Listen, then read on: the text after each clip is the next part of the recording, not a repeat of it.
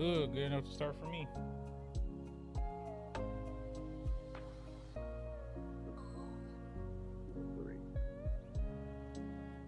I was like, I know Freak ain't wearing the cardigan. That don't seem like his stuff. Hey, you know, he gotta mix the logic up sometimes. I'm since it's a post Christmas episode, still wearing the ugly Christmas. Commitment. I love it. You see Freak being a smooth cardigan nigga, smooth cream colored cardigan. I'm saying in my college days, I always wore a cardigan low key. Yeah, you feel good coffee date type of attire. You feel me? He seemed like a coffee. He give me turtleneck type of vibes. I wear turtlenecks too. Dang though. Nigga. This quarter zip trend that everybody be doing. I've been doing that since college. Now I got three quarter zips in the closet already. Hey, Freak, I got quarter zip polo in the closet right now. What they talking about? I've been on it. Nigga, I got me a quarter zip polo in the closet, nigga. That bitch 8 years old, nigga. Yeah, I got one too. You feel me? Niggas been there. Been there. No, the only nigga just catch my new way. I ain't supposed to be wearing no. What about the matcha green tea though? Yeah, y'all can have that though. Y'all can have that. Y'all ain't really about that life. I don't do matcha. I do tea. Look, y'all ain't really about that life. I don't do. I can have me a matcha. It can be a matcha dessert. Not a tea. I've been about that life. Quarters that ain't never had nothing to do with matcha. Quarters that ain't never had nothing. I'm about the real quarters that. Y'all ain't totally about that life. Y'all ain't totally about that life. Damn. Come on, bro. You know what? Hey, nigga, I got a collection of school pictures, all quarter zipped up. Who not about what life? Fuck is niggas talking about? The matcha quarter zip life. The matcha don't go with a quarter zip, nigga. Yes, it does, bro. No, it does not, bro. Bro, he's fucking around with the goddamn trend, bro. I'm just saying. It's a matcha quarter zip. Well, I gotta switch it up a little bit. Hold on one second, y'all. This nigga about to put on a quarter. Hey. Oh no, nothing like that. I gotta change a shirt and rep something real quick. That's all I'm saying. Oh God. Tragic. Element fail. Oh, I'm getting started. Oh, welcome in, ladies and gentlemen, to the good old Hazy Flame podcast, Hazy Cast for short. I am your host, So Fresh Prince. This is episode 58. The Hazy Flame podcast. Yes, sir. 2 more episodes, so we hit this good old 60 marking it up. With me today, 3, 6, 8. We got 8 niggas. What's 8? What's a 8-man group? Damn. I think that 4. That's a good question. Gym leaders of Pokemon. They already did that. Already did that. Magnificent 8. Hey, what was the Magnificent 8 though? Indeed. I feel like that was something that Samuel L. Jackson was in. Oh, I know what you're talking about. Yes. Oh, you talking about the movie? Yes, nah, that was the Terrible 8 or something like that. That was Alan Sandler, which you think is a ridiculous 6. Yeah. Magnificent 7 was the one you talking about. You right? You said it right. Yeah, I was close though. Right. I was close. I don't know if there's any 8-man groups besides gym leaders. Or wrestling factions, depending on the faction you talk about. Was it Koski? Evolution? I think it was Evolution. The Koski's like 11, 12. Let's say that the Koski it was 10 fingers for the Koskis. I'll do somewhere around that number. Oh well. Yeah. I mean, we could do the 8-man group that was sent out after Sasuke killed the rest. Wait, what about the Avengers? No. Okay. That's cool. There's 8 Avengers. Call me old. There's more than 8, but I don't like them niggas like that. If we go with the core, it's Iron Man, Captain America, Hulk, Hawkeye, Black Widow, Thor. But there's more than just Thor or Hawkeye. Y'all. Anyway, moving on. Starting off with the good old introductions. We got the good old Sir Freak. Fuck it, we ain't a group today. We just individuals who just joined us. I would give him Hawkeye though. The motherfucker deaf. Drop don't be hearing shit. Know what I'm saying? It's moving on. It's your favorite guy. It's your favorite Ice Captain Sir Slick Snow Wolf Freaky. You know what I'm saying? You know what I'm saying? AKA Snow Wolf Freaky. AKA the Dark Dude. You know what I'm saying? You know what I'm saying? Post Christmas. You know what I'm saying? Ugly sweater. You know what I'm saying? This is the award-winning sweater. Won 2 awards with this over the past 10 years. No saying, hey, just saying. We could do X-Man. He's Iceman. Remember? Too late. Shut the fuck up.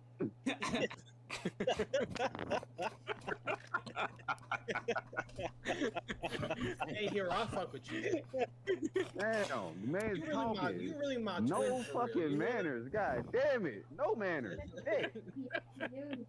You're really my twin for real. Oh, God. That was funny. That was funny. That was funny. Damn. Excellent. Is that all for you, freak? We good? Next in the lineup, we got the good old Blah. Hey, what's up, y'all? I don't know which X-Men I'd be, but you know, I'm here. Probably Colossus. You can give me Colossus stuff about it. I actually can see that. I can actually see that. Wait, you said who would I be? Colossus. Colossus. You know, honestly, I'd take that. That's the cartoonish body you're going for, though, Loki. Next we got the good old drop the stacks. Y'all, I'll take that pool. Hey, shit. Oh, hey. You not that funny, nigga. Huh? Who? No, I ain't say I was not funny. really X-Men. Who you said drop? Said Deadpool. Not really X-Men. What qualities do you have that make you Deadpool? Exactly, nigga. You want to take Well, then, my homie. Well, then I'd rather just take away my resume from this, you know. You can Yeah. You can't be no other X-Man but Deadpool. There's no other X-Men worthy of you. That's a dick rod. Damn, crazy. And the crowd goes silent. Moving on. We're here. Gambit would have been cool. Hell no, I don't want to go Gambit. All right, yeah. Damn, what's wrong with Gambit? You pretty saucy, Nothing. nigga. I swear. I'm about to say, if Bobby the Ice person wasn't there, I definitely would have picked Gambit. I would definitely love to be Gambit. Wow. I mean, Iceman is fucking crazy. He got his powers crazy. Didn't he freeze hell? Yeah, that shit cold. No pun intended. Moving on. Next we got Mal the Dad. You feel me? Mal the Dad used to be Mal the Kid, but then I added kids, so now Mal the Dad was good. Damn, put the wrong name. And my X-Men probably be it's either got to be Gambit, Cyclops. I'll give you Cyclops. And you ain't never made no gumbo. You ain't never made no gumbo. You ain't never made no gumbo. Why is that the prerequisite? Never made no gumbo. Ain't never made no etouffee. Why was that the requirement? There was nothing else that could have fit the metric. Him not making gumbo was the cutoff. I remember that episode. He was fighting with Phoenix. He's like, yo, get out the kitchen. You gotta go leave me some gumbo. Never made no gumbo. Next on the list, we got the random hero. Yeah, let's pop random hero. Your favorite hero, aka M for monkey. You know what I'm saying? I'm at work chilling right now, aka Dexter's Lab. You know what I'm saying? Because I gotta work there, keep up the cover, keep up the front. While Secret Agent Honeydew helping me out with the podcast, downloading shit. You know what I'm saying? And the X-Men I will be. Still be Wolverine, you know what I'm saying? That's clean. Maybe, kind of. Don't hold you, fresh. Don't hold you. I'm just saying he don't kind of there. I was gonna say Deadpool because I was thinking it's here, but not here, but here. So it'll make sense for me to be Deadpool. All right, I'll see you later, Billy. Damn it, that's the nigga up next. Oh, there you go. Followed up, we got everybody's favorite bipper, Willie Honto. You feel me? The biggest fucking bipper of the year every year because ain't nobody ever bip like I bip. It'd be crazy if someone come on, say, come on with bip. Boy, you don't copyright that. Listen, Belly, I have a reasonable explanation as to why you're not Gambit. Why not? Professor Bip a lot, so you're Charles Xavier. You feel me? Still Gambit. You feel me? I done made gumbo. Why is that the prerequisite to be gambling? Hey, the only two people here that can be gambling. If you ain't never partook in some good Cajun cooking, bro, you can't be a Cajun nigga. It's not. You ain't been yet. Okay, let's go down the line. Freak ain't never freeze nothing, so he shouldn't be Iceman. Ball ain't never. Shut up, freak. I'm having a point here. Ball ain't never turned to steel, so he shouldn't be Colossus. I mean, actually, I forgot who the hell we said Drop was. Not gonna lie. He not that funny, nor does he regenerate. Damn. Look, I understand where y'all coming from. That don't do nothing to disprove that I'm gambling because I done made everything. That proves a lot that you not gambling. What are we talking about? What's the prerequisite? I'll whoop any of y'all niggas in any card game, and I know how to make all the games. I got wins under my belt against you and Yu-Gi-Oh. I don't give a damn. I got wins under my belt. You must be talking to these other niggas. Yeah, you gonna have to run the gauntlet on that one, Belly. I about to say we gotta run that. I about to say I'm not losing to anybody when it comes to speed. I ain't losing to anybody in speed. The card game. I will never lose to speed, nigga. Ja Quicksilver. Shut the fuck up, Drop. Hey, but French, just saying, I have frozen a couple women's hearts. You know what I'm saying? I have told go in timeout. Go in timeout. Get up and go in that corner in timeout and think about your actions. And don't you piss me off for the day. And last but not least, we got a special guest for tonight. We got Prince Drako, aka Draco. All right, I'm gonna actually have to ask a favor because I got to switch over from the PlayStation to the laptop. I got to back out real quick, and then just send me another invite, and then I can start. All right. Yeah. So as we wait for that nigga, he wanted his camera on for his intro. I'm about to say just do your intro first, but I get you on the camera on. Well, yeah, I'm faster than you, Drop. You know that. Damn it! I will proclaim I'm the fastest person in this court, right? In all the court. So, you can say that. Ain't no saying I know it. If you asked me that, if you said that to me 3 years ago, I'd have a different story. I would have still said I'm smoking you. Really, do you see him in the VC? I believe when I see it. I just say I'm the strongest one here. We good. He going through it right now. I would have loved to race you 4 years ago, Hero. I would have loved to. Hey. 4 or 5 years ago, I would love to race you. Somebody fast can't nobody up Gen 5 faster than me. We're not doing this. This is not a shootout. Nigga run as fast as they want.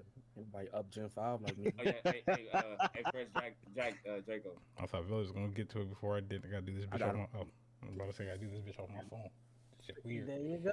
All right, cool. Now I can do this. Hold tight. Because hold on. I'm almost here. I just open up the screen. I better stay second. Damn it! See, look, you just have to tease it with. He said, registry. He got going on. What's going on, ladies and gentlemen? It's your boy Prince Drako here, royalty on deck. As always, let's begin the conversation. Hey, fuck with it. Bro. As you know, I'm just passed over the curriculum over to Freak with the good old damn Belly. You going through it today? With the good old anime news and or video game news featuring Hero. You know what I'm saying? They already know the vibes. You know what I'm saying? You know what I'm saying? And then saying I ain't have to be just the rock, you know what I'm saying? Because I inbounded, I know what I'm saying, I inbounded the ball myself. Don't ask me how I did it. I break rules, you know what I'm saying? I inbounded the ball myself, score, ran downfield and score. Ran downfield and score. I mixed two sports together. Don't even matter. Don't even matter. Because it's time for the anime news. All right.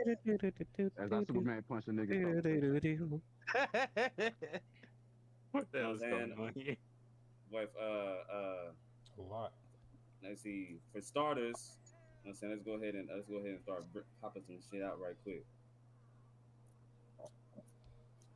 So first off, I gotta say shout out I was gonna say I did so much shout outs for My Hero last week. Gotta keep it going. My Hero Academia apparently will return one more time in May 2026 around my birthday. You know what I'm saying?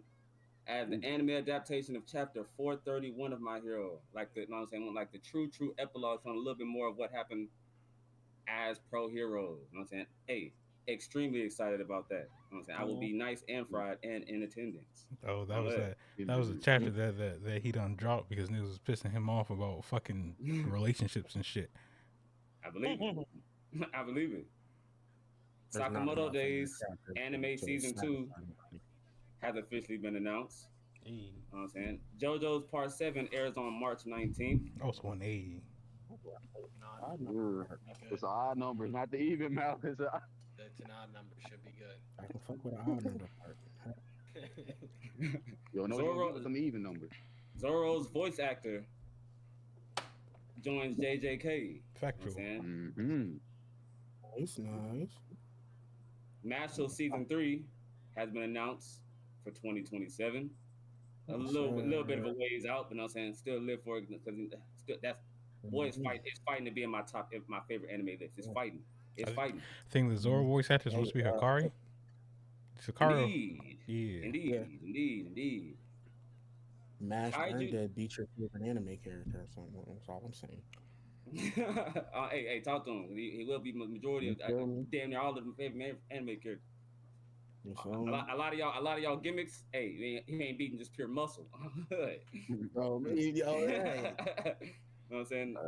Kaiju number 8, final chapter. Production confirmed. Season officially announced.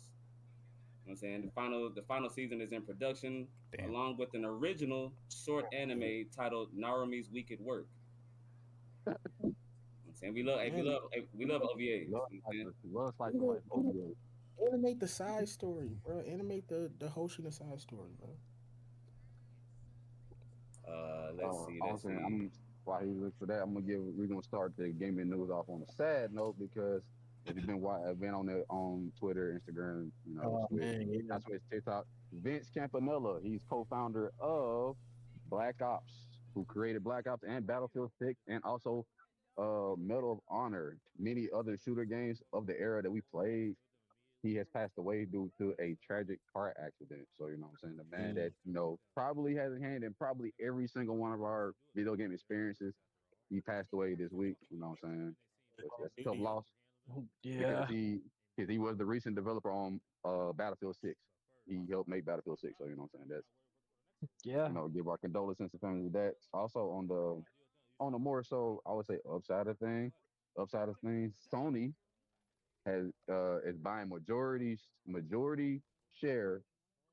stake in the Peanuts. So you may see more Peanuts properties. It's going to be on Sony. So Sony has now basically got majority stake ownership in the Peanuts. Just want to Snoopy control.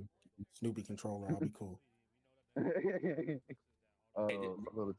Random thing I'm gonna throw in there with you because there's something I saw random. You know what I'm saying? Netflix ended up winning that bidding war. You know what I'm saying? For 82 bill. 82 bill. Beating out Paramount. I believe that was NBC. I believe it was. I don't know why Paramount even started that fight. They knew damn well they gonna win. I was about to say, boy, they shot that price up crazy, boy. They shot that price up crazy. They just tried.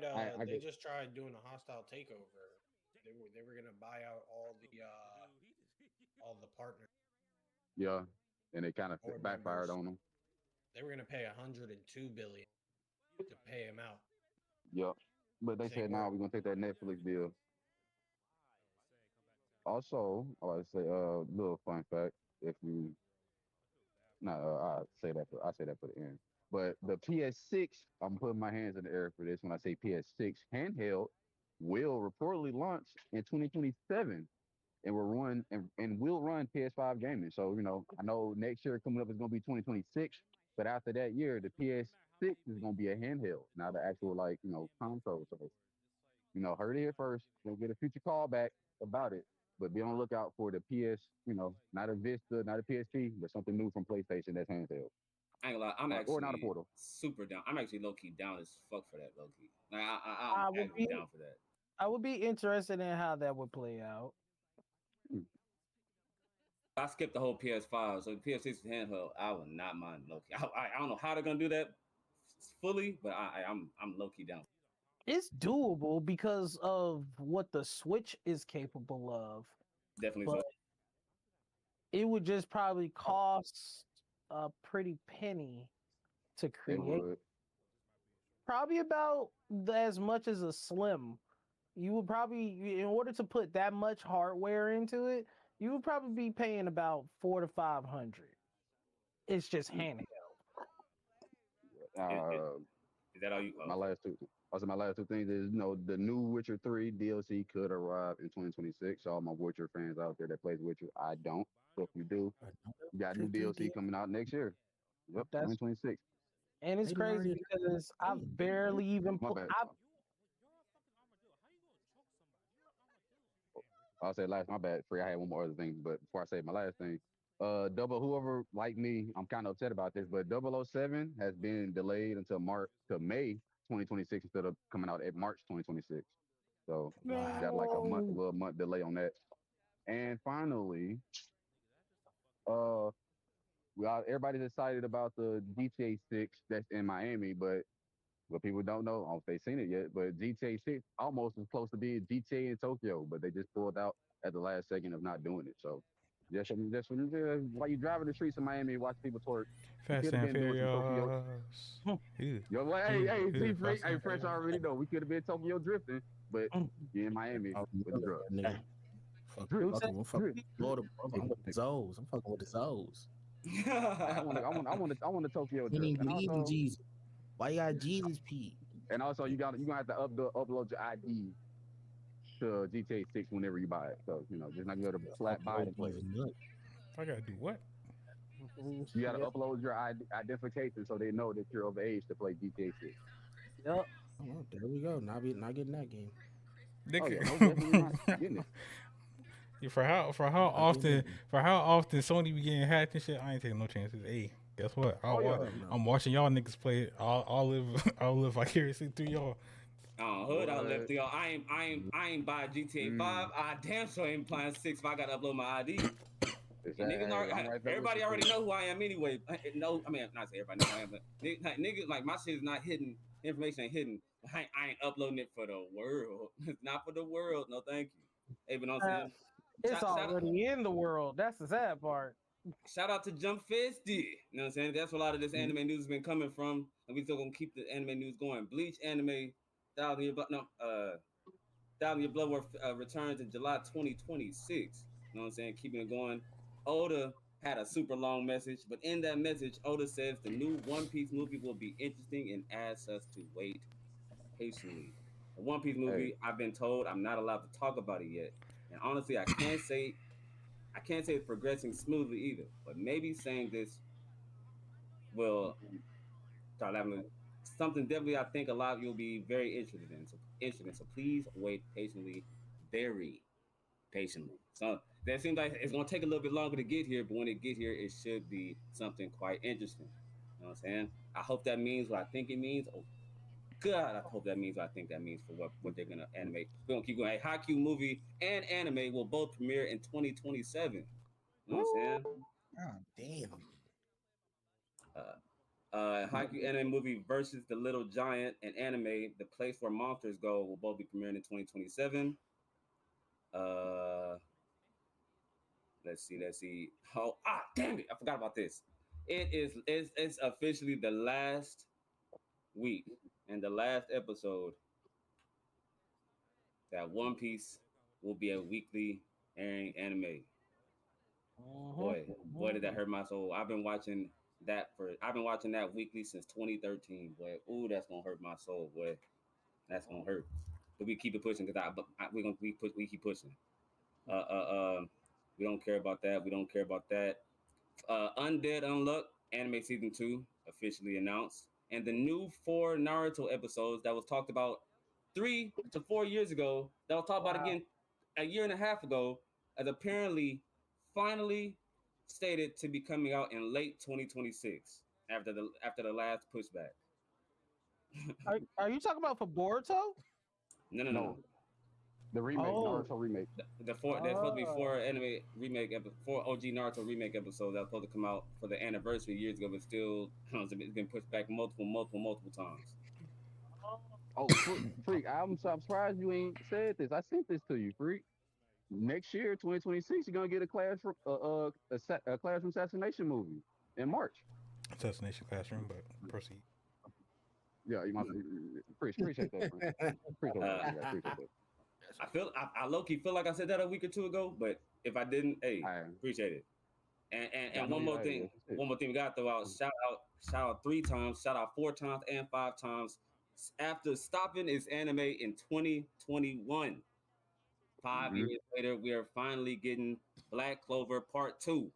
You know what I'm saying? Finally, officially now, Black Clover Part 2 coming out this next year. You know what I'm saying? That's good. Whoop dee doo. Black Clover is another Whoop one dee doo. on everybody's hated list now. Whoop dee Hey. doo. They can go ahead and hate. Whoop dee I'll doo. be up here living in bliss. Up there living in bliss, feet up People watching. people hate it because of how the manga is seemingly ending, if not ended. They said it was a Mickey Mouse ass ending, and that's why people hate it. I don't hate it. I We just can't gotta bring myself. we gotta remember it's shonen. There's gonna be a lot of Mickey Mouse ass moments. I'm about to say, but I feel like we're getting that. Nah, actually, funny enough, My Hero compared to what Black Clover did, My Hero didn't get a hit Mickey Mouse ass ending. Black Clover is still. I don't think it finished. I think it's. But that last chapter that came out is what is throwing the Mickey Mouse title on it. Man, I ain't gonna lie. As many times as we've, I mean, I feel like especially in the as we've been progressing to a more online world, I feel like we're like people are for the most part people are never happy with endings of anime. So I'll see when I get there. You know what I'm saying? I feel like the general public is always talking about that ending. I feel like I haven't heard of a good ending in a long time from the general public online. Granted, I think it's viable why people say it. I'm not gonna get into details on it. I think it's viable why people say it because of how everything was structured. But it's just like we went all this happened and I got that. Like I put in months to years of this. This is what I get. Okay. All right. Cool. People from what I've seen, they were mostly upset about. Don't say nothing else to spoil. Certain things that weren't dived into more, like certain characters and shit.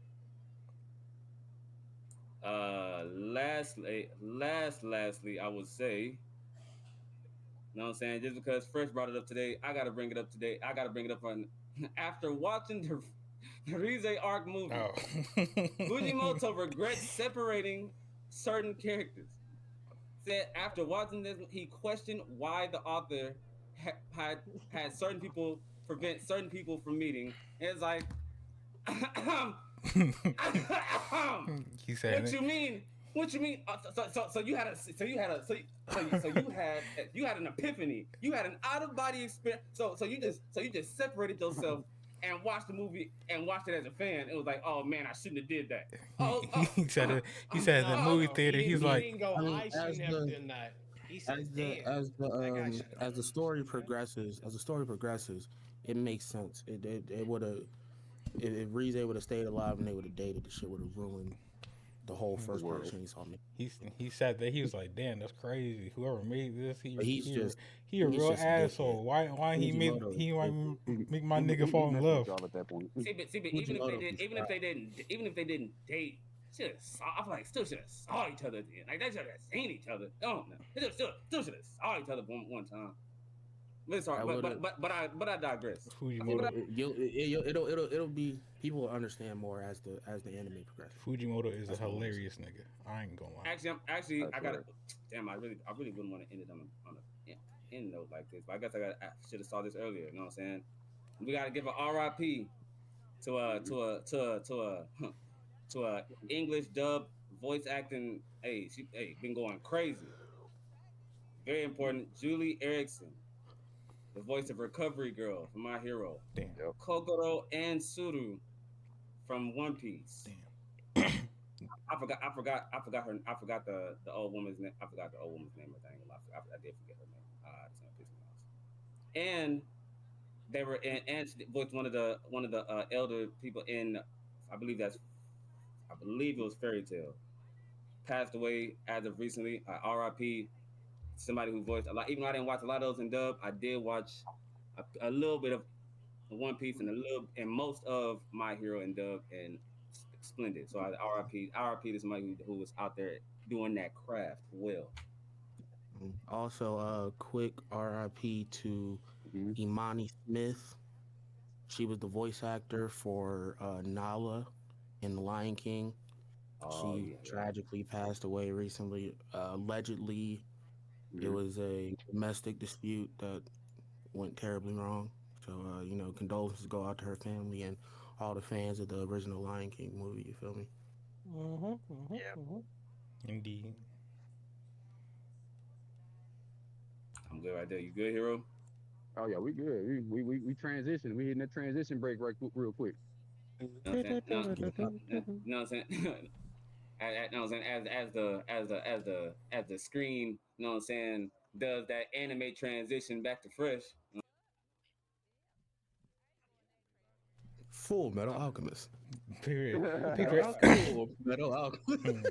Paper airplane going over to the valley with the good old icebreakers. Boy, and it's that dramatic paper airplane where they showing it fly through the air. It's showing the whole scene in the background, boy. 747 coming by, nigga. All right, you feel me? Gaming week, so we got a gaming based list. Once again, shout out to Brother Blah, Battle of the Game of the Years. This time we are looking at the Game of the Year candidates from 2017 and 2018. Okay. Let's see what we rocking with. First matchup on the list, we got Spider-Man PS4 versus Super Mario Odyssey. I have Spider-Man literally right now that I'm waiting to play that I haven't played yet. I'm gonna say Spider-Man. It's literally sitting on my PC waiting to play. I've always been a Spider-Man. The Odyssey though. Yeah.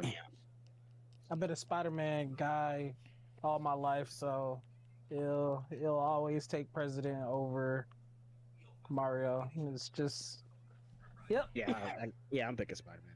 I'm about to say, even though I haven't played Spider-Man yet, even though it's on my PC, you know what I'm saying, I have heard that Spider-Man is one of the best when it comes to superhero games or just like those RPG games where you don't make your own character, you're playing with already made character. Yeah. That is supposed to be one of the best you can play. So hey, I gotta go with it. I gotta go with it.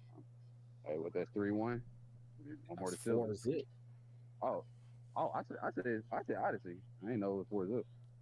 I didn't even hear you say Odyssey. These niggas are spamming Spider-Man. Spam the hell out of it. We got PUBG, Players Unknown Battleground versus Red Dead Redemption 2. Damn, Red Dead. Red Dead. All day, every day. Red Dead. It's PUBG versus Red Dead. It was PUBG versus Red Dead Redemption 2. That's crazy, boy. That's crazy. Next matchup, we got Monster Hunter World versus Horizon Zero Dawn. Still got Monster Hunter World sitting on my PC. Haven't played it. I had that bit for 4 years. Still want to play that motherfucker. I'm gonna wait. I'm gonna see what the votes look like before I make my decision. Wait a minute. It was Monster Hunter World between that and what else? Horizon Zero Dawn. Monster Hunter. I'm gonna go Horizon. I love Monster Hunter. I've put in so many hours in both World and Wilds. Like, yeah, Monster Hunter. That's 3-1. 3-1. My game of the year was Monster Hunter Wilds. Wait. Was it Worlds or Wilds? It was Worlds. Wilds. This is World. Worlds was better than Wilds. He's just speaking in general, and I don't know about that. But he's just speaking in general about his playing habits this year. Yeah. But probably in the year when I was playing that, it was probably the top one too. For World. Fresh. That niggas should already know my vote. I don't know why All I right. even gotta be a Switch it, contender. Dre. Are you gonna cast it? Are you gonna cast your vote? Nigga, Monster Hunter. Oh, Gentlemen, Shout out to tweet this. Horizon Zero I Dawn. thought- No, shout out to Horizon Zero Dawn. Hey, To this shout out to day, Rise That- Up. That's a that- beautiful game. I've ever played. That should have been the Beautiful most. game, Day, That should have one been the of most the obvious best thing when you said it. ever played. Next up, we got God of War 2018 from Oh. Big Kratos versus The Legend of Zelda: Breath of the Wild. Gotta work. That's too hard. That's too hard hitters right there. But hey, Why you do this to you? This is actually I believe this is actually a battle between the 2017 and 2018 winners. My God. It definitely is. I think I looked it up recently. I think that is the 2-1. Yo, we got what 1-1 so far? Because somebody said God of War. I'm on God of War. I'm gonna say God of War. All right, 2-1.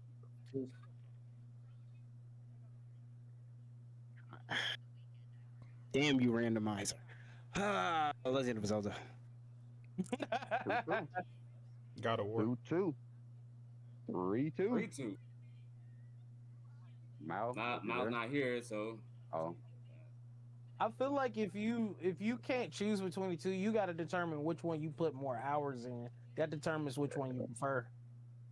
Everybody got but their some own method here. games are just the hours aren't equivalent. I give you But I that. guess you're right. He's muted. I don't know. Nope, God of War wins it. Shout out God of War. Shout out my dog. You know what I'm saying? Shout out the dog. Big shout out to the Triforce though. We got Yeah. Spider-Man PS4 versus Red Dead Redemption 2. Red Dead 2. Red Dead 2. Spider-Man. I think I'll go with Spider-Man. Red Dead took over a lot of people's lives, so I'm gonna go Red Dead, even though I'm a Spider-Man guy. Hey, I'm going Spider-Man. damn 2-2. Spectacular. My fault.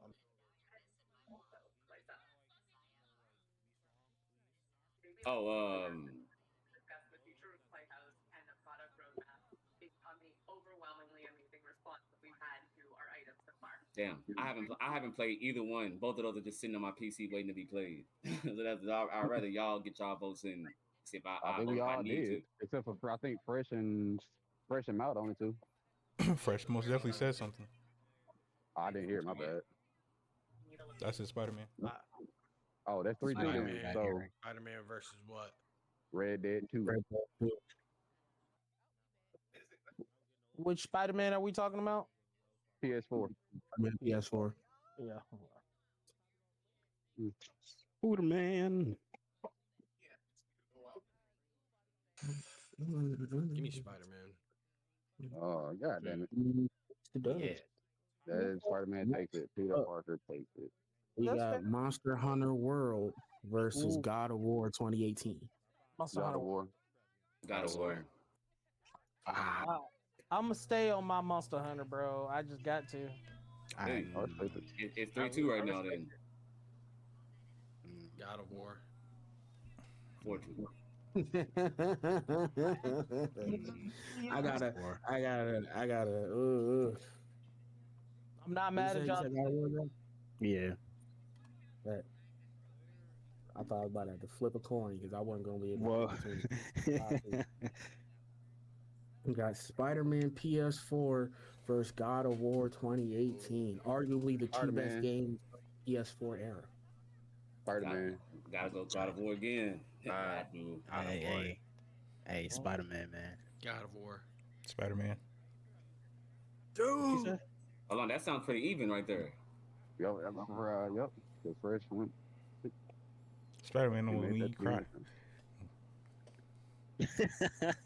See, I'll come back with what I think after I finish the Spider-Man playthrough I'm doing soon. You know what I'm saying? I'll see how I feel after that. It's 3-2 right now. Oh. So I said Spider-Man, so I don't know who's missing out. Okay, 3-3. Wait, Spider-Man and what? God of War. God of War. Spider-Man versus God of War. This is the finals. You got this, Jacob. What did you say, Blah? I said God of War. Okay. So Draco? Uh, God of War. Lock in. Damn it. Yeah. I need one more vote, boys. Played God of War What do you mean? more than I have played Me, Spider-Man. Freak, Did Miles vote? Lost. Yeah, I said God of War. No, Blar No, said it. Freak. Blar said we waiting on Freak. I said Freak God of said War God first. of War. Freak Oh, just said God of War. that's free. Oh, then who we waiting on? I said God of War. Oh, it's a God of War one. Yeah, Did, God of did War Draco Part 1. vote? Yeah, he said God of War. He said God of War. The only reason, God of War one. literally, I played through every single last God of War in college. So like 1 through 3, and yeah, I gotta give it to God of War. I haven't played too many Spider-Man games, but I do love Spider-Man. Really? Oh man, you missed out. Spider-Man on PS2. Oh my god. Oh, Hero, you unlocked the memory. That shit. Ooh. Spider-Man on PS2. Being at my aunt's house playing that shit. Trying to pull out. Yeah, that nigga walking slow in destruction. Check me out. I had the Spider-Man where you literally had to survive Doc Ock, and you literally had to like survive the explosion of the facility or whatever. I never beat it, but that was one thing that I had. The one where you couldn't go to the bottom, all right? You could not hit the bottom of the ground. And Oh, then you couldn't touch the street. Yeah. you couldn't touch the street. I had the PlayStation 1 version, then I had the PlayStation 2 version, and then after that, it wasn't until what, Miles Morales, that's where I really finally got back into it. For real, for real. Like most people haven't played. Most people haven't played it for real. Well, I don't know. I ain't gonna say. Let me not just say most, but you know what I'm saying that original Spider-Man from PS1, Spider-Man came out in 2000. That's one of the first games I played on my PlayStation 1. Hey man, Exactly. that I will always have particular memories about that one. And remember, in that particular one, if I'm not mistaken, you still even got to fight against in the beginning where in the ring and stuff. That was pretty tight. Hacksaw. My hacksaw. Yeah. Oh yeah. Yeah. What's his name? Macho Man Randy Savage. But that's his real name, not the guy in the actual. Yeah. Hacksaw was his name in the movie or the comics. What's your real name? But not your Stephen name. Yep, on that note, moving on. Getting into the topics. First topic of the night. NPCs, the good, the bad, and the hilarious. Discuss the funniest, smartest, and dumbest NPCs behaviors in game. Oh god. I was talking about you. Right now. I would say the smartest NPCs, but yet at the same time, the dumbest NPCs are Grand Theft Auto and Saints Row, because they either when they see you pull out a weapon, they smart enough to fucking run away. Some of them motherfuckers be bold enough to start whooping your ass. So like these motherfuckers are actually dumb, but they smart. So those two NPCs on those franchises is like the smartest but yet dumbest. I think one of the dumbest actions NPC can, I don't know if we're actually doing like what game or franchise they're from, or just like particular actions that the NPCs make. But just say an action, like say we're in a situation that we're in cover, if we're sneaking somewhere or we're in cover in a shootout, they'll be back there, they'll run out and then run back to you and just look at you, and then run back out. I'm like, what you doing? What? He's gonna blow the mission. I have an example, and I think it was the original Last of Us, because there would be so many times where you would be hiding, and you like, okay, NPCs hide, right? No, right in front of the enemy. Enemy doesn't see NPC. What is going on? That's what. But if we also talk about, know what I'm saying, some of the smartest, know what I'm saying, in that same regard, know what I'm saying, Elliot is an NPC, know what I'm saying, put it in that word, know what I'm saying, crazy. I mean, what do y'all think as a whole makes an NPC like truly terrible though? Is just doing the obvious stuff that shouldn't be. Like, it's there to help. If there's an NPC that's there to clearly help you, but it's not doing, like, the best one I would say is I think Donald Duck. I think in Final Fantasy, like, niggas make memes about him doing shit. He's supposed to help you and heal you, but he goes off and doing his own shit every time when you die. Like shit like that. As he should. He's one of two niggas that know how to do a spell that could obliterate the world. and the other nigga's a fucking legendary dragon that can go into outer space and obliterate the world. So where does that rank that nigga? Hey, let that nigga do what he gotta do. I know how to cure myself too. No. I put Kiraga on him for a reason. No. But you also made sure to put Kiraga on yourself. Waste your entire MP bar. You good? Go get a potion. So, you good? But to answer your question, Block, it's just they don't do the competent stuff that they should be doing if they're there. If you see what I'm saying. Seen Dragon Ball Z Bridge. I saw what happened to the white mage. Can't see no risk. I can play through incompetence. Yeah, I would say that. Annoying motherfucker. I hate the fuck out of annoying NPC. Like 75% of JRPG NPCs, motherfuckers don't shut up. Hey, sometimes listen. the NPCs add like a level of difficulty too that makes the whole mission fun though. I'll give you this one. What you call? I used to be an adventurer just like you. I took an arrow to the knee. And then it wasn't until this year that I realized taking an arrow to the knee doesn't mean you actually got hurt. You got married.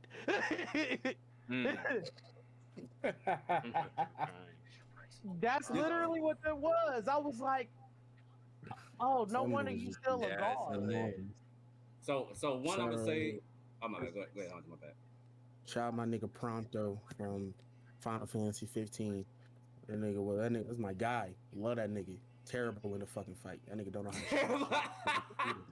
Nigga got 37 guns, can't smoke none. He's got a fucking point. I ain't gonna lie, Honcho. I knew you was gonna talk about Final Fantasy 15. I was about to say that was gonna be one of my next two examples. I got my first example, and my second was gonna be Final Fantasy 15. Nigga, had to. That's some of the best and worst NPCs at the same time. Oh, me all the same time, bro. Hey, Valley. The way you was talking about Donald Duck with the Kiraga, that's how I feel with these fucking machines I put on him that do crazy damage and he not hitting shit. They taking no damage. What are we talking about? What are you aiming at? Your specialty is you're proficient in it. That's your. Okay, so one I gotta say, my first one I really gotta say, and I was just talking about the actions that an NPC that are dumb as marketing. Okay, so I'm gonna say the actions / character. Okay, so I'm going with Resident Evil 5. Sheva, so Resident Evil 5 is meant to be a co-op game. The AI actually takes the place of that person that you would be playing with, so y'all share heals. So she will use your healing stockpile if she gets hurt without you telling her to heal or anything like that. Dumb it is smart, but dumb as hell because she can get hit once. Boy, hey, all them heals you start them use, she starts spamming them hoes. So the dumbest actions. So a shared system is amazing, but it's dumb in regards to the NPC because if it gets hurt a little bit, your whole stockpile that you've been collecting is gone. If you plan on a harder difficulty, kiss your run goodbye, boys. You ain't healing shit. See, okay, so I got one right here though. Dragon's Dogma 1 and 2. Oh.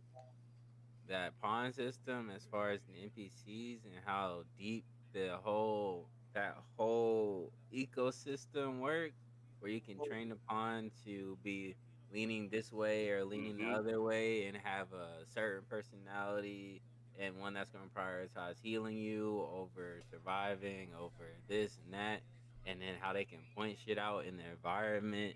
And it's weird, but also good because they're able to, they have like an awareness that they're NPCs in a way since they're pawns, but it's built into the game, so it's still okay.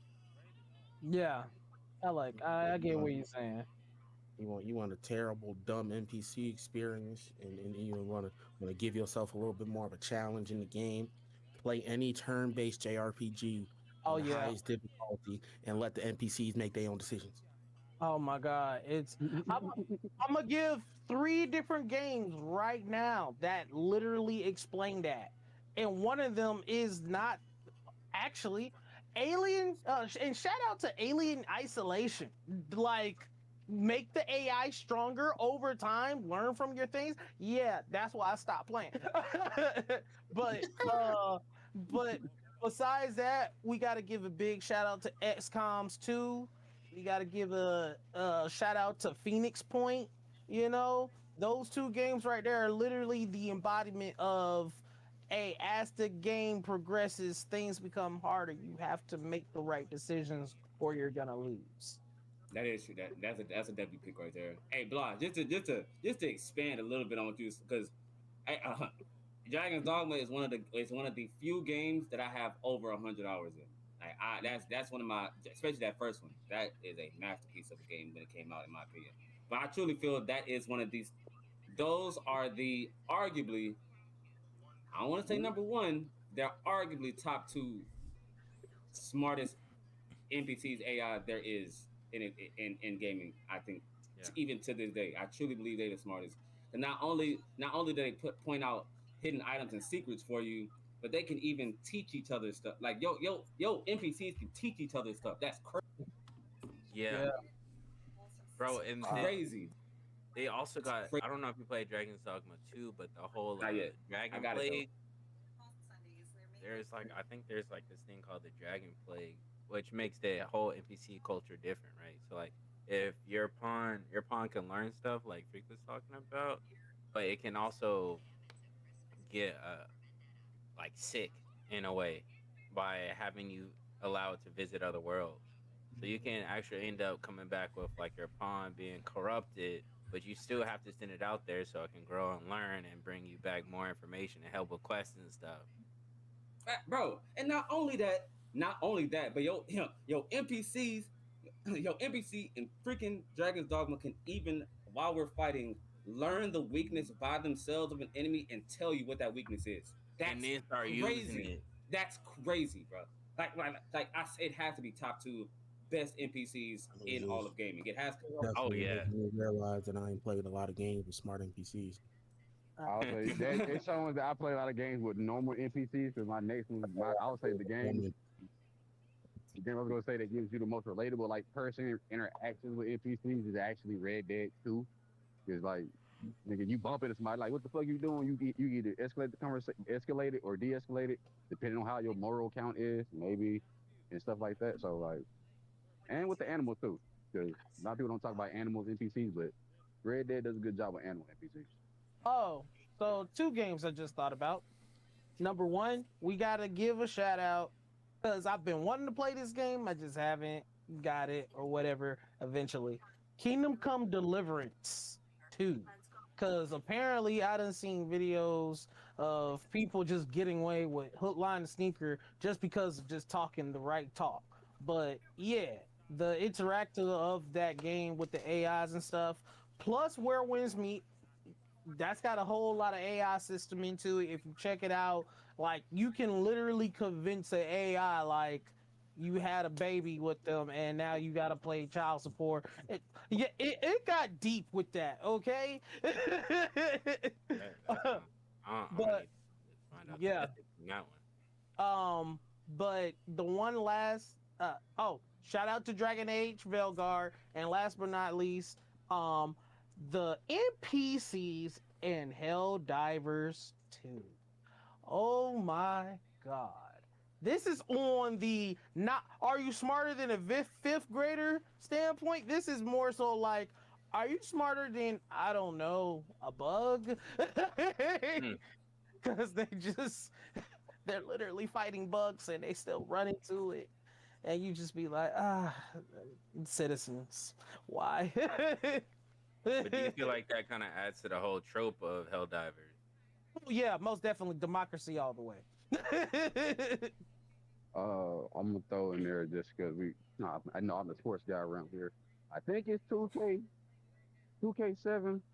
NFL 2K7, where you actually get to play celebrities. You know what I'm saying? And you get to hear the celebrities talk shit to you. I love that. I ain't gonna lie. And also to Hmm. add into the sports part of it. NPCs So in general.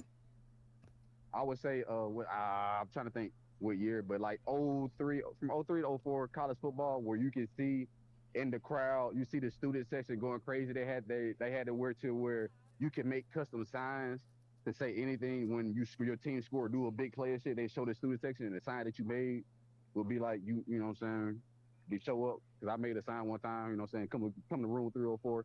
That was my actual college room number. So you know what I'm saying? So like, I like the NPCs of that nature. So I'm saying, shout out to all to them. I would have said the pregame ritual for all football games, but players was character, so I can't say that. What makes a good NPC? Intelligence. I kind of get what y'all saying with like a bad one, but what about Usefulness. what makes a really good one? I ain't played a lot of games. They got good ones. I'm not gonna lie. I play JRPGs. I'm about to say, I use. Oh my bad, Mal. Go ahead. What about the Palico from Monster Hunter? That's a good NPC to you. Palico's useful when he used to be. I don't know if it's up there in terms of good. I'll say he's like borderline in the useful. Either A, a punching bag, or B, to lower middle of the pack. Lower middle of the pack. The motherfucker help you when you're dying. I'm about to say, Mal. I mean, Mal. Blah. I really feel like the what makes a good NPC is I think one of the biggest contributors is decision making. Good decision making. Good decision making NPCs. I feel like that's easily top 2 most important things for an NPC. Oh, that's valid. Yeah. And plus, I like reasonable decisions, because that's the most frustrating part is when the NPC make dumbass decisions. Okay. Because I feel like I use Dragon's Dogma as an example. I feel like in all aspects, I feel like no matter how I look at it, that's a good NPC, and a lot of it because of how smart the NPCs are, or smart / useful. I guess that can be part 2. Oh man, yeah, you just woke in my memory when we said smart NPCs and like adjust. So this is just the section of these NPCs because you only do one mission with them, but it's the infamous mission in Modern Warfare. No niggas is smart. They make sure you do the mission. You can't walk through the shit.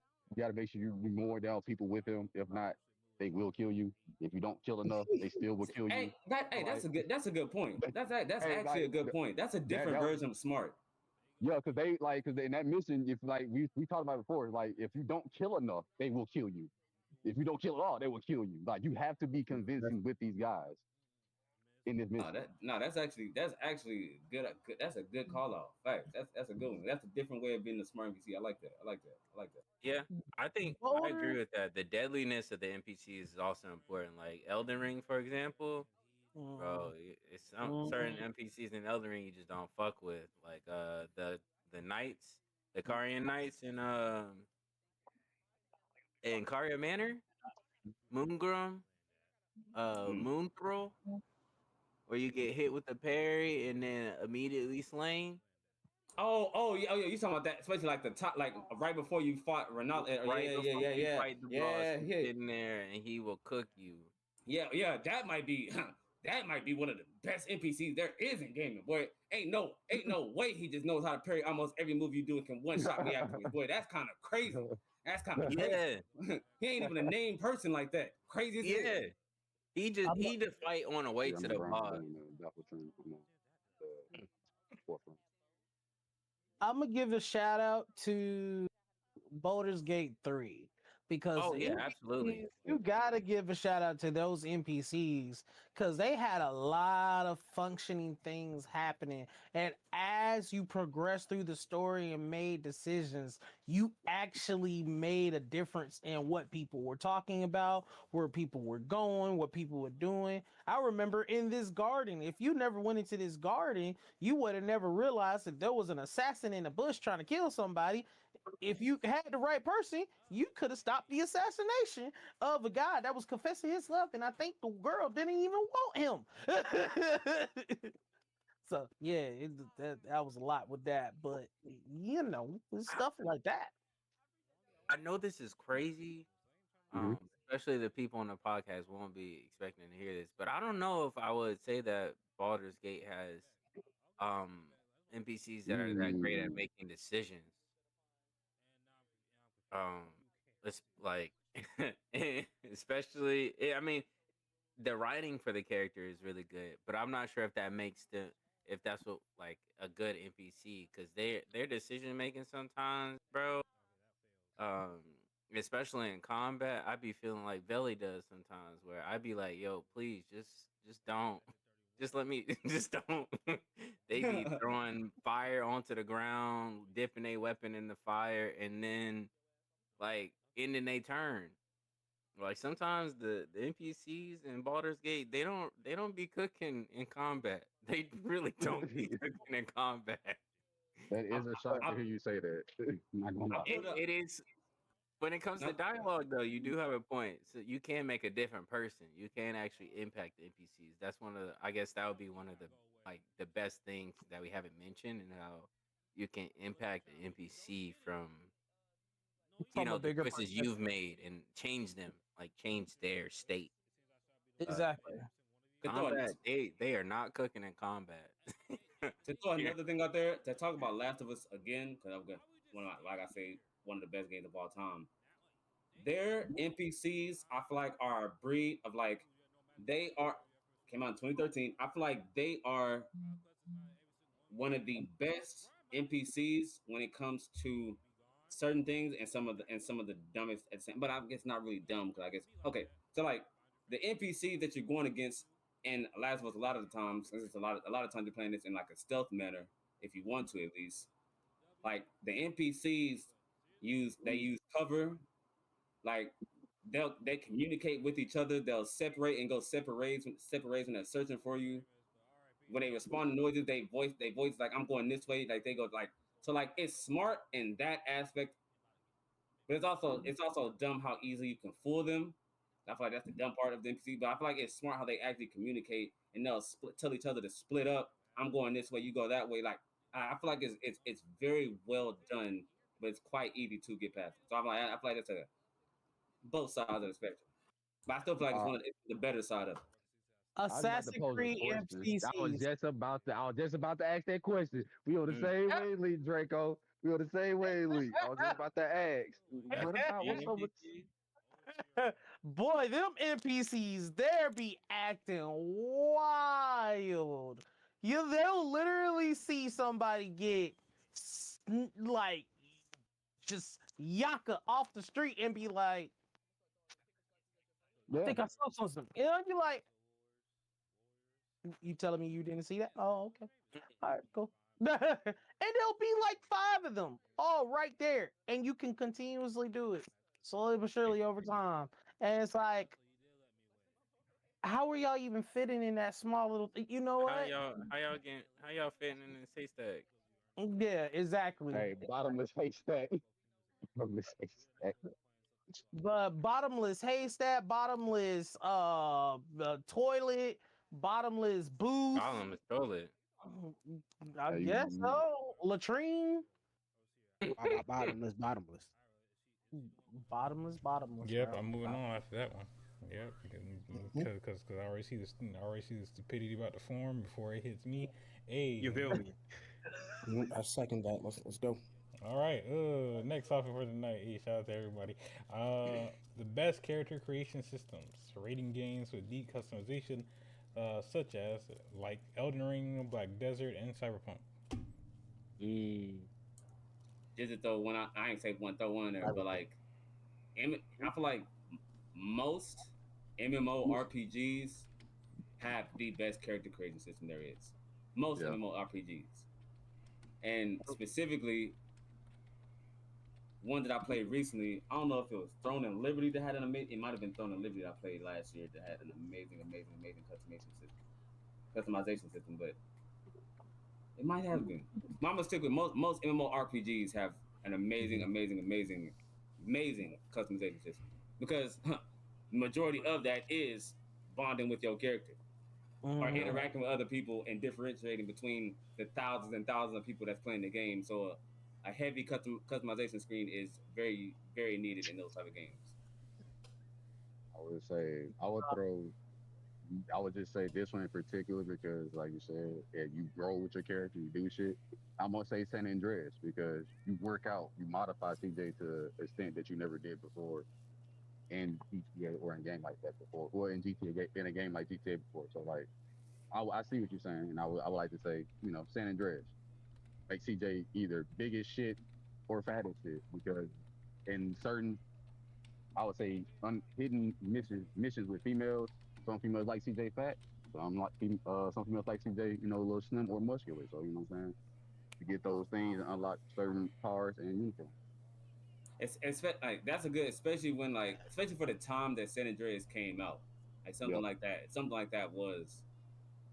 And so, because I always feel like any game that you're using a preordained character usually isn't gonna have a customization factor at all. Like you using what you get, or you can change clothes here and there about them. Like you pretty much change their clothes, but that's really what you get when you have like an already set in stone character. But Yep. like yeah, I feel like that was actually especially for how early that game came out. That's actually a pretty That's why I interesting, just say that useful one in feature for sure. particular. Because once it did that, it carried over to GTA. I would say it carried GTA 5. I played 4, but didn't play it like that. But I know it carried GTA 5 to where a point where what I'm saying, you get the stat boost, but you don't get the look though, but you get the stat boost instead. That's how I thought about it. I thought about the muscle Mhm. the muscle and speed. I tried to make CJ lean and buff. What do you, I feel like yeah, I'm curious to know what y'all think is like good customization though, because it feels like at some point once you're able to customize, especially when it comes to MMORPGs, like where the wins meet, once you're able to customize so many things, like certain customization isn't better than others. So Like definitely did well with that function. Naraka Blade Point, they base most of their stuff kind of in the same, where it's like customization is like what you're fighting for. You're fighting for the stuff that allows you to get the customizations that allow you to like make your fighter the most dripped out. But at the same time too, the more you fight, the more you unlock when it comes to everything. So I also feel like in that regard, but I feel like in that regard, it feel like it. I feel like it's like it depends on the type of person you are. Because I feel like a lot of the times more customization is always welcome. I'm somebody who could spend in almost every game I've ever played. I spend an hour. Anybody who's especially if I'm streaming it, I spend a good hour making a character before I even dare get into the game. Like if it gives me that much depth for you adjust the nose, like the nose bridge, you know what I'm saying, width, length, like when you get like cheekbone, like when you get into like super depth, you can really truly customize the face of a character along with all the other stuff. I don't know. I love stuff like that. So I feel like it depends on if that's something you really like in your game. I love it too. Like I like spend I having more spend hella. options. Sorry. I like having more options. And you know what's a really fire character customization? WWE games. Hey, yeah, Billy, I was just gonna ask you, what year was it when you could make your own finisher? Because like that is something that they need to bring back. That's a different Like level of even customization even though. even even 2K25, bro. It took me 3 days to make my character for 2K25. Because that's it. Wrestling, I would say wrestling. I'm gonna say up until a point, 2K, whatever, which one, if it's basketball and Madden, to an extent, if you play those sports games that give you a character to make. Like Freak said, you can adjust the nose, you can make the hair, all that stuff attributes. But I'm with Billy on the wrestling too because you create not just your wrestler, you creating the move set, you creating the entrance. You also choosing like a select. You can't. It gets to a point to where how you throw your punch in a sense or your kick. Yeah. So like And wrestling is there for me. I think that's why I asked the question. I feel like there's certain customization that's just better. Like I feel like customization goes beyond just the character creation screen and choosing the colors. It's more so like true It's character deeper than that. customization is within the game. Like can another Mhm. person pick up your character and just like play it as if it's the same one? Like that's true deep customization where you get to pick out Mhm. the move set. Oh, can like the move set, the abilities, like choosing your special technique. Not anybody can just pick up your character and it's gonna work. Like they have to know what's going on there, and that's different than just being able to change your characters like eyebrows or outfit. That's See, it's but a lot of those are automatic with MMORPGs though. That's why I didn't even think about including it. Like that's like don't like your build is what you do is like Now everybody's gonna play the same build, can play the same. But I feel like with MMORPG, those are almost automatic function of that. Now, the wrestling is something that you wouldn't, I guess you wouldn't expect to be able to put that level of depth into your character creation. I think that's what makes that so surprising. I'll throw in there. I forget which Saints Row it is. I'm not that. It's not the. I know it's not the one that Jack goes to L, but I think it's the one before that. I believe so. Yeah, where you could actually, because before you could, you could pick how your person look, color, hairstyle, female, whatever. But I think that one was the one where you could choose. Like that was the first time in Saints Row you could choose your own fighting style. Like you'd be a street brawler, because I chose luchador. I want to go on the street and hurricanrana a nigga. You know what I'm saying? That's what I chose. So like I like that aspect, and they brought that into that world. That's like different. It different from GTA, and I like that. You know what I'm saying? I like that kind of, because you are already playing as a kind of a set character ish, but giving us that, their freedom to pick your fighting style and more, it made that a little bit more better. So because you said that was True Crimes that you mentioned, right? No, I ain't mentioned True Crimes, but I was talking about Saints Row 4. But I would say about Saints Row 4. You should have been talking about Saints Row 2 because Saints Row 2 was how we that was the determining factor between two things, whether you got I think a play like GTA 6 or Saints Row 2 because of everything that you could do. But besides that, what was it was another thing besides that was real similar. Honestly, if you really think about it, we could go back to Dragon's Dogma with this too, because of everything that you could have possibly done with the different move sets and skills and how you build your team. No. The vocation is crazy. Or the Final Fantasy series. That's all I will say.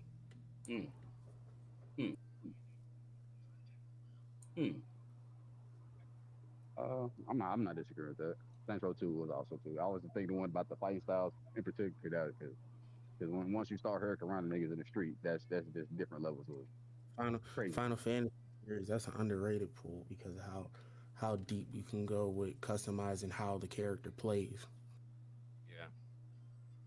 The skill tree on Final Fantasy 7 is fucking insane. This is where I would pull out Baldur's Gate though. Baldur's Gate character customization is you can't just pick up somebody's character. They skill bar look different. Yeah, bro. Especially I don't even know what class this is. And then on top of that, remember, once you add in mods, it can be anything that you want. Yeah, I don't even recognize these icons. What the fuck? So one thing I gotta throw out right here, because I just read this, and I feel like I played this and didn't think about it at the time, or I just don't remember it all. So in Fallout 4, you customize the default characters of Nate and Nora, and as the parents, the baby's appearance changes depending on how you style the main characters. That is crazy. I feel like I feel like that's a low key crazy element to customization. That the baby comes out depending on how you made the character, the default character. That's actually kind of crazy. Hell yeah. That is kind of wild. You over here offer. If we're talking about that, then what comes to mind is Sims. I was gonna talk about Sims earlier, but I was like, I don't know how I want to talk. I was gonna talk about Sims with NPCs and with this one.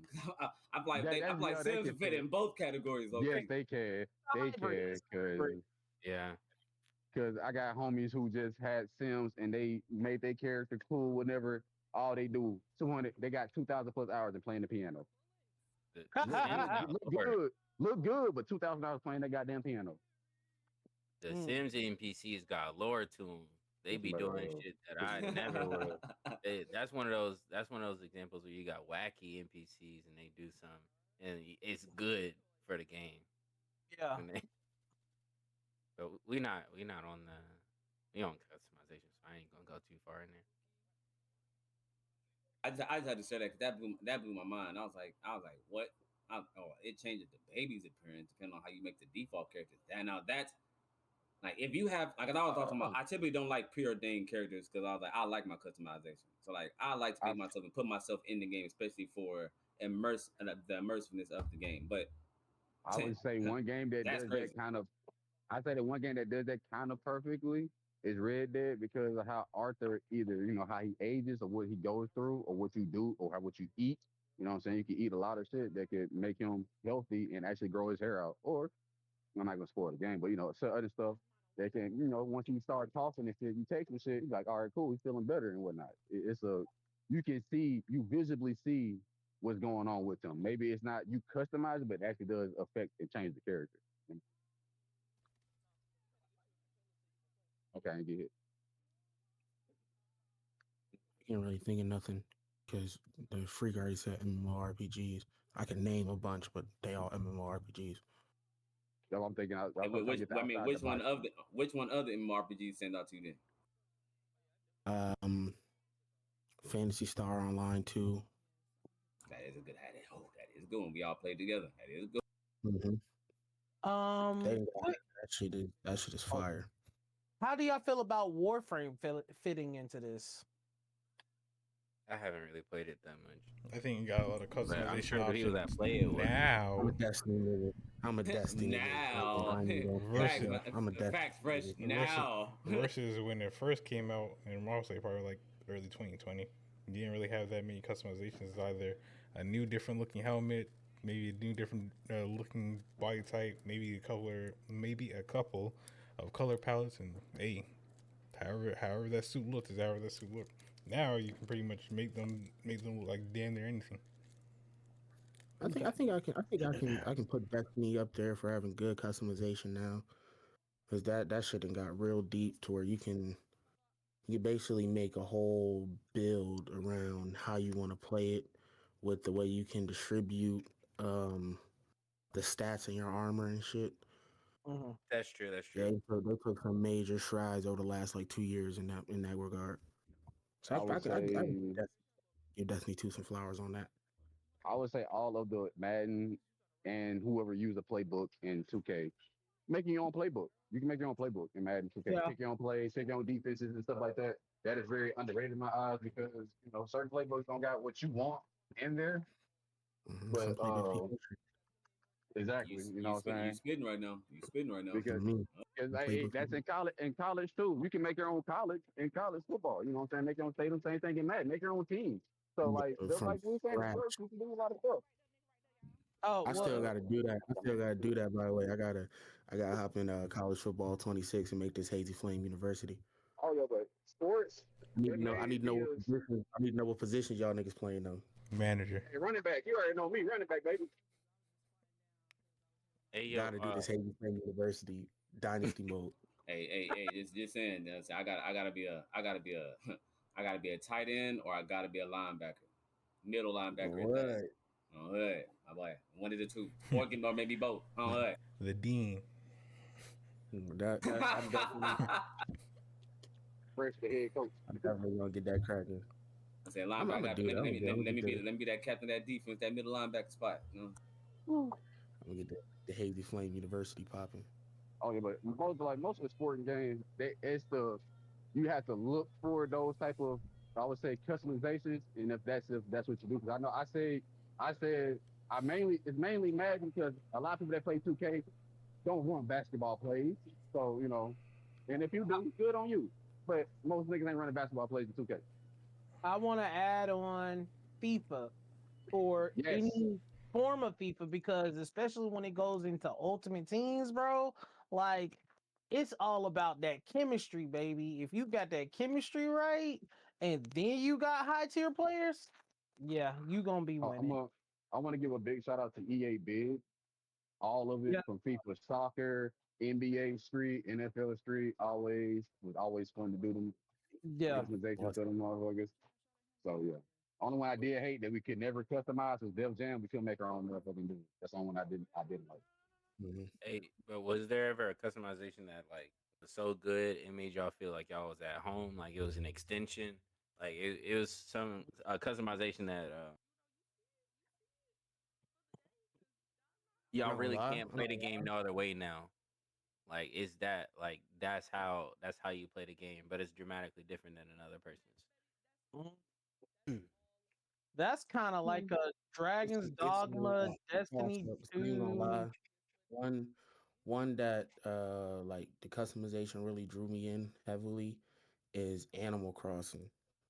Really? Because I create my own island. Like my island busting. You mean like We that? can put down. They playing Animal Crossing right now. I didn't get all around, but hold on, my shit's sore, nigga. Hey, you know what? Animal Crossing, it's fun as hell being able to create my own island. This shit look exactly how I want it. I can do whatever I want to make this shit look the way I want it. I fuck with that shit so much. In Minecraft, you can actually like draw on your character and shit. Oh, Minecraft That's is a pretty perfect fire. example. That's actually pretty fire. Like you can. That's clean. That is clean. Shout out to all the mobile games, man. Hey, boy, you spitting right now. I ain't gonna lie. I was just about to say that. I was just about to say that, nigga. I was just about to say. Shout out to the mobile games, man, that allows you to create your own like civilization or create your own team after saving them from some type of mission or whatever. And shout out to the old school PC games, like 13 Days in Hell or some shit like that, man. If that makes the part. Just to throw in one thing on the mobile games part, shout out to one of the early games that kind of, you know what I'm saying, that set the standard, you know what I'm saying, for certain type of customization. Shout out to Clash of Clans. Creating your own fort. Everybody's fort is different. You can go view other people's different forts, and that changes how you attack it. And hey, that's a crazy one, low key. Clash of Clans was crazy when it comes to the customization. I believe it. Shout out to your own clan. Shout out to Skate 3. Shout out to Skate. You know what? Shout out to Skate 3, bro. Shout out to Skate 3. Hold on, wait. You shout out to Hogwarts. That too. Big shout out to Hogwarts. Shout out to Hogwarts Legacy. Hogwarts is my next thing I was gonna end with make too. Your own character, make your team logo, and then each character to get added to your team, you get to fully customize them. Fully custom. Oh wait, y'all talking about that Quidditch? Yeah, y'all know about that Quidditch? Quidditch. Are you saying bigotry? I would say, you said Skate Billy. I'm gonna give it to the other OG, Tony Hawk. All of the pro skaters games. Yeah. American Wasteland. To the pro skate. Oh, and one that not many people play, but I play it from time to time. BMX. Shout out Matt Hoffman. You know what I'm saying? Real sick. BMX. You already Yes, know I'm sir. there. No, I'm there. You already know me. I ain't gonna lie, Honcho. That was kind of funny that you said nigga chicken. That nigga did say quit ditch like a nigga was a Daquan. That is funny, dude. We got a whole other room. I use the all of that. Most of it. Yeah, never shit. Y'all will. Good customization. Shout out to Monster Hunter. Shout out to Monster Hunter. Monster Hunter got good drip. You know what I'm saying? Y'all be stepping. Y'all be stepping in Monster Hunter. I be seeing it. Did y'all say Covain yet? No. Even though, you know. Shout out to God Eater, bro. Y'all ain't never played the third God Eater 3? That's got some decent customization in there. I've only watched it. I've never played God Eater. I played the fuck out. How do y'all feel about Fall Guys customization? I just never did. You know what? You got to give them a little something because Fall Guys definitely gets a little credit in there for sure. Yeah. And I know I'm surprised it ain't been said yet. Fortnite got some great. You gotta buy it, but still. But it's still good. You gotta buy it, but it is nice. Even though you gotta buy it, but it's nice drip. Crazy thing is, I'm playing Fortnite right now. Especially when they started doing the progressing skins, you level up the skin and the shit look different and shit. When they started doing that shit, they locked me in with that one.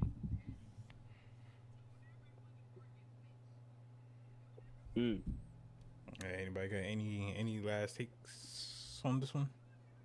We'll keep it pushing. Her. I will. Last talk for the good old night. What the fuck is that? Oh, all right, here we go. The last topic of the night: the science behind game addiction. Why games can be so engaging, and how studios design for player retention. I ain't gonna lie. Friday Night Funkin'. Well, I'm addicted to what do you call it? Beat type games. Dance Dance Revolution. That's it. Yeah, Dance Revolution type games. Yep. I wouldn't call my situation an addiction. I just be extremely immersed at times. See, that's what I was gonna go into, Hunter. I was about to say one of the main ways I feel like they keep players' retention, or like keep players' retention and really get them that the the I don't know how, but I was literally thinking about this earlier. I don't know how I want to. I got an example of one game that I can that really, from the immersion standpoint, Fire Emblem Three Houses. I really care for them kids like they really my students. Like I really feel like I'm really the nigga that's guiding them on their path. You feel me? I actually do feel that. But I say one thing I really feel like I was gonna say, how immersive, expansive they can make this the setting of a game is one of the main ways that people that keep players drawn to the game.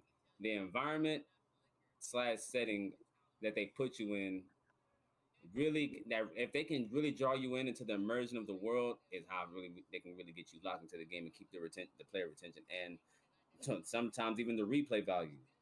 That's what happened to me, bro. That's what happened to me in Persona 5. But I was extremely immersed and dumped 600 hours into that shit. I would say, depending on the game, the music. That music will keep you just a to big go. part of the immersion. I gotta give a shout out to a specific type of game that we haven't mentioned tonight. It's survivalistic games from different aspects. Like for instance, a top one is Green Hell, because even though you might not be able to control what your character looks like, you can control your actions and what you do in order to survive, and then you work as a team to do that. And something similar, The Forest, you know. Besides those two games, real time survival games, like there's a game called Frostpunk, and the whole objective is you're supposed to gather resources around you while also being the leader of a whole community and finding out how to survive a major winter storm in the north of London or something like that, right? And yeah, it's pre-store apocalyptic. It's not necessarily about, you're basically the person, hey, go do this, or this is allowed, this is not allowed, and you got to see if your decisions make the people survive or not. Then yeah, I don't even know how to explain the type of game I'm thinking of, but it's like games that got like challenges and leaderboards. Yeah. To where like I'm put in a scenario and there's like a million different ways to complete the scenario, but one way is the best way. I will keep playing that shit until I get the best way. Exactly. Yeah. Like learning a complex system. It don't even have to be the best. Yeah, go ahead. No, I'm about to say, since you're going on a different topic, I just want to speak on his. Especially, I would want to make sure I want to see every path, low key. I want to see what the worst one looks like. I want to see what the middle looks. I want to see what the best one looks. I want to see all of them. Let me, especially a game that has a great story that I'm drawn into. I need to see all the paths. Give me the paths. Shout out to the Until Dawn series. You spitting right now. Spitting right now. Keep going. How they did that right there. Apothecaries, that whole type of series, or the Telltale series. We completely forgot about the Walking Dead Telltale series. That's all about decision making right there. That type shit really enhances the replay value, and that shit'll have me stuck in the game for a long time. I'm not gonna say it's necessarily replay value, but get you addicted to the type of game stuff, like you said. Like play a game like LA Noire, nigga, you get immersed in that time frame that you're in the 1950s or 20s or this like set based in. But you get into that because you're trying to figure out the game. That goes back to what Free said about the setting, like how Mm-hmm. deep they, They especially in a go. time period game like that, how Yep. deeply they dive into that time period definitely I would adds to the immersion a bunch. I would say any like they did with Mafia, Godfather games. Those games I appreciate those games because they make you feel immersed into like Godfather 2. You create your character. Once again, it's a guy low key got a nice settings to it, customize character. But once you in it, you're walking around in a party looking for the Don, talking to capos. You're immersed into the game. They talking to you like, yeah, we doing business, this. But hey, as long as you play the game, you're right in the shit. You're right in the shit. You're right in the family business and shit. I You want know, to Literally give what a it's gonna say. Literally what's gonna say. yeah. shout out to So the 2K niggas for keeping 2K alive. Cause god damn it, y'all don't Oh care about God. yourselves. yeah, Darn it. What? that's the only thing Shout out that the really mouth. kept y'all. Speaking on the topic from a real standpoint, you feel me? The human brain is very susceptible to simple actions and repetitiveness. Yep. So games like that, like you remember when Flappy Bird took over the world and shit like that. Oh Oh my my God. god. Shit like that plays I hate the to like PlayStation. the neurology of the human brain, to where the quick repetitive actions that can be done simply and easily will draw you in and you will be stuck. Yeah, Same thing with social media. Wipe, swipe, like double tap, Tap, swipe, Facts. swipe, double double tap. tap. It's all about simple repetitive actions because that shit is like candy to the human brain. So uh, so just to throw another one into the field right quick, because boy, it's crazy how many times I can throw Last of Us in any conversation we talk about. 'Cause it's literally that game. Like Last of Us is that game. Especially we talking about immersion, nigga. Exactly. What? Before I even go into the merge, I'm going somewhere different. The multiplayer, one of the first multiplayers to where how well you do per match gives you a certain amount of resources that builds your community slash town that you have online. It tells you how many people you have. If you have to keep playing, like it keeps your attention, because if you stop playing, your community, your online community is not getting resources, so people start dying. And on top of that, there's a leaderboard for the people who have the most people in their communities from doing so well on multiplayer. Like that was such an interesting way to do a survival game type multiplayer. I feel like they truly broke the mold when it comes to how to do a survival multiplayer. That like uh, giving yourself a community online is crazy, crazy, crazy, crazy. okay. So let me piggyback off you and add on. Uh, what is it? Empires. It's called Empires, but it's a Dynasty Warrior Empires. I think it was 7, if I'm not mistaken. The online possibility of creating your own character and then helping out your folks online, and you come in as a mercenary. That's very immersive. Civilization, the series, the Sid Meier Civilization. Shout out to Tom Clancy when it comes to They like Ghost Recon, Wildlands, and Breakpoint. Them yep. things was holding it for a good time. And out of we can give a shout out to Smite too, because they got their own little thing going too. And Skin dog. they've been holding it for a hot little second. Besides that, I gotta give a real big shout out to this one game that a lot of people probably miss. And if the company or the people that created this game would just finally give us what we want, I think they would actually get more people to play it, which is Soul Calibur 3, bro. Soul Calibur 3, when you was actually able to create your own character, but not only your own character, but whoever else your boys, your cousins, whoever, y'all could go on your own personal adventure and try and beat the main boss who had this guy that had the destroyer sword, or the nightmare sword. Y'all could go on your own adventure doing that, and they never did it. They never brought it back. Mm. Like that's another thing that draws me into games a lot is like enjoyable NPCs. I done dumped a lot of hours into like Final Fantasy 15, just driving around the map with the group, just because I like being around them niggas. You know what I'm saying? There's a lot of games like that, especially since I play a bunch of JRPGs. There's a lot of games like that where the characters bring me back to the game more than the game does sometimes. I respect that. Hey, to add to that, really, like it's not the same feeling, but in Saints Row, you can call your own gang up. You know what I'm saying? Get a group about 4 dudes, roll with you and go wreak havoc. I You know what I'm love saying? my Saints Row niggas. Yeah. I love my Saints Row. You For finna real. call them up. Y'all finna go slide on old buddy and them. I can't remember the names, but I know it's green, yellow, and red. You know what I'm saying? I remember the colors, but you know what I'm saying? You go slide I on them used niggas. Oh, I you used talking to about in call San them niggas. Andreas? No. I'm talking about Saints Row too. You talking about? I used Oh, I Yeah, used you to know call what? You're them right. niggas in You're Saints right. Row just to hop in the car and talk, nigga. Mm-hmm. Rather see these niggas go back and forth Hey, with their little hey, bitch call niggas. Them call up niggas. Johnny Gat real quick. He pull up on you real Oh, quick. You big know what I'm Johnny, saying?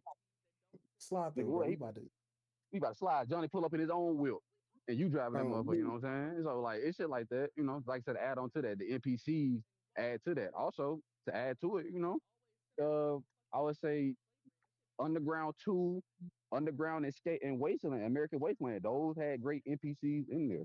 You know what I'm saying? From Hold up. Tommy It's the a very wheelchair and all lot. them. So big shout out to Midnight Club 3. Hey. Yeah, dog. Once I got a taste of that, I was like, there's only one other game that's just as close to that, and that's Need for Speed Most Wanted, the original. The original Need Mm. for Speed. Those are the only two racing games that will have you like, hey, we finna go race. Besides that, what? Crash Bandicoot, the original one? Crash Bandicoot Tag Team Racing yeah, Yeah, that one? yeah. I feel like another really really big way for player retention is things like shout out Destiny, things like that only come like weekly night the weekly night I feel like night The raids. I Nightfall, forgot what the The nightfalls. Yeah, trials? Nightfall. nightfalls. Like Nightfalls, how you only trials? have that once that only happens once a week. And then like you have strikes that come out once a day that you do, and then at the end of the week you had that once a week big raid that you can do with your team. Mm-hmm. Like that's gonna keep people coming back Weekly every time for having those Nightfall, seasonal limited time raid. events or anything like that in Yeah. games or the one. Yeah, those are always big for retention. I would say Fortnite does that the best because they do it that way, and they host concerts. Is you have people log in on Fortnite, go to a DJ Marshmallow concert, or go in and go party with Travis Scott while he do a concert in a part of Fortnite. You know what I'm saying? Fortnite is kind Hey, of like they got a grasp on how to keep their players, even though when they see their players slip, they say, wait, let's go do this, that, and the fifth, and then next thing you know, people finna come back running to Fortnite. Yeah. Shout outs to Marvel Rivals. Each month they always have a new character. And they're always trying to update their their character suits and costumes. Yeah, yeah. And then also they're actually trying their best to listen to the actual fans when it comes to like how to run stuff, especially in competitive, because folks are still selling. We all know yeah. But at the same time too, like going as far as like recording like how games and how people react and stuff like that to make sure that hey, when you're online, we want you to have a good time. There's a few things that they could probably still fix, but it still keeps you like I'm gonna give it another shot type deal. And when it comes to immersion, we just gotta give a shout out to just being able to play with people across the world and cross-platform games. You know. Mm-hmm.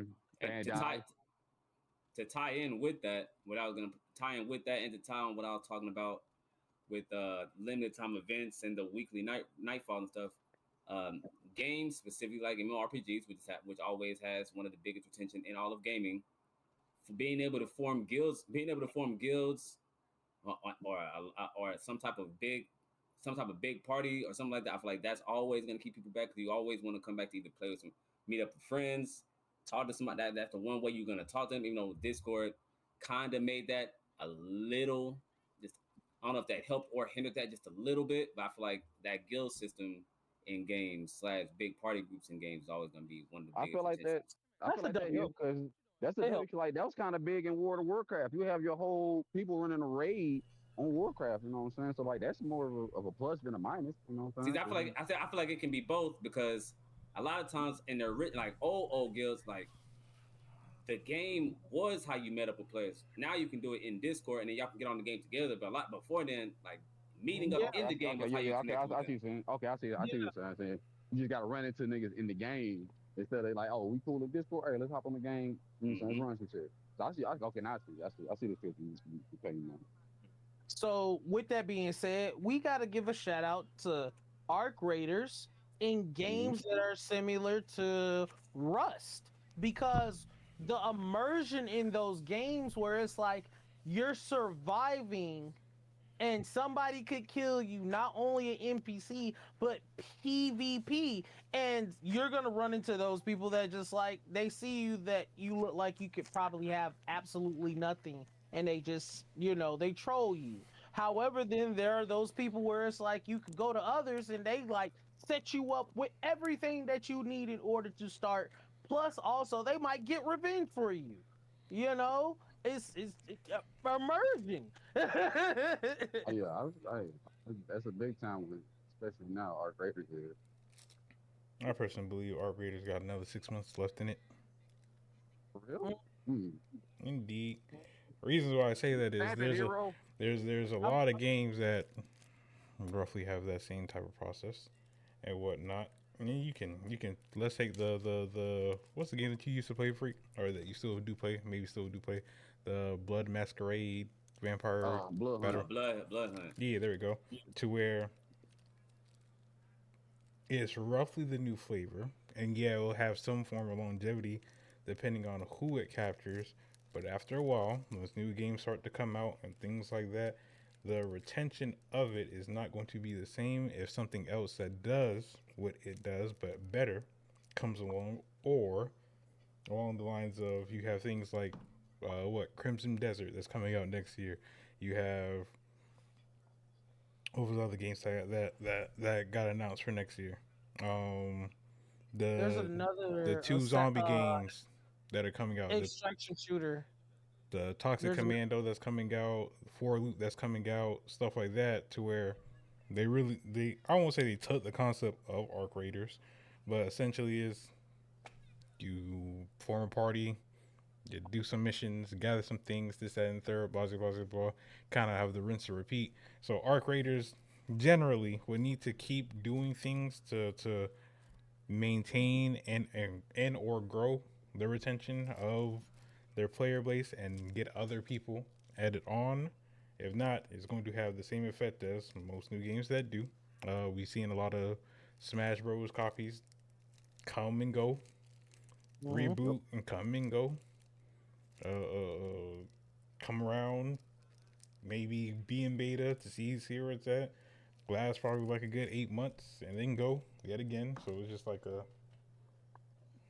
constant cycle.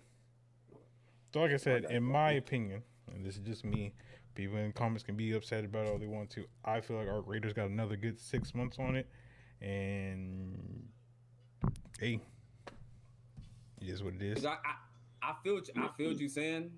I feel like I don't know. I'm yes and no at the same time because I feel like yes, there's always gonna be new games that's gonna push it, but like I feel like Arc Raiders is such a specific game that extraction type of loot up and try to make out with the loot. I feel like that's always gonna have appeal because of the type of game it is. Arc Escape from Tarkov is that game that's been around for years. That Arc Raiders is taking over that genre. So I feel like yes and kind of no at the same time. Like I said, I feel like that's such a specific genre. That's a very specific genre. We can come back in and like get this. Go to 6 months. That player base can get hit because So I got you. I want to add on to that, but whoever wants to go, I want to add on to that, but I'm gonna let somebody go first after. I think. Well, I was just gonna say because we have situations like Sparking Zero, very hype game that everybody was hyped for. As soon as it came out, people had every which way of a complaint for it. probably like 6 months down the line, player base started to drop to the point to where people just said, well, "Why would I go to Sparking Zero when I got Xenoverse?" And those two are vastly different from each other. Well, vastly That is different in the true. sense of how they're both structured. I mean, does Sparking Zero still have a player base? Of course, it's gonna have a player base for those who grew up playing the Tenkaichi games and stuff like that, and those who are very hands on in the fighting community. But outside of what it initially started with to this point is not as high. It's maybe congruent for a good couple of thousand, maybe 100,000, depending on how you want to view it. uh, uh, uh, uh, and whatnot. And I do see the same thing happening to Arc Raiders. I said Arc Raiders, Arc Raiders. So it's a matter of what they can push out, what they can maintain, what they can update on, what could be the new attraction in the game, so on and so forth. You have games like One Piece, Power Warriors 4. That shit still getting an update to this day. Really? That shit came out 5 years ago, almost 6 years ago. It's still getting updated? Yeah, coming out with another character pack soon enough. So See, last thing I'm gonna say in that regard. Last thing I'm gonna say. I feel like the difference between the game that you're naming, besides Power Warriors, because that's gonna fit into what I'm about to say. The difference in that because extraction shooters is one of the least populated game genres there is. I truly feel like there aren't many extraction shooters that people can name like you can different fighting games and such. As long as there isn't a whole bunch or just like hero shooters. Overwatch is always gonna be played because there's not a lot of hero shooters.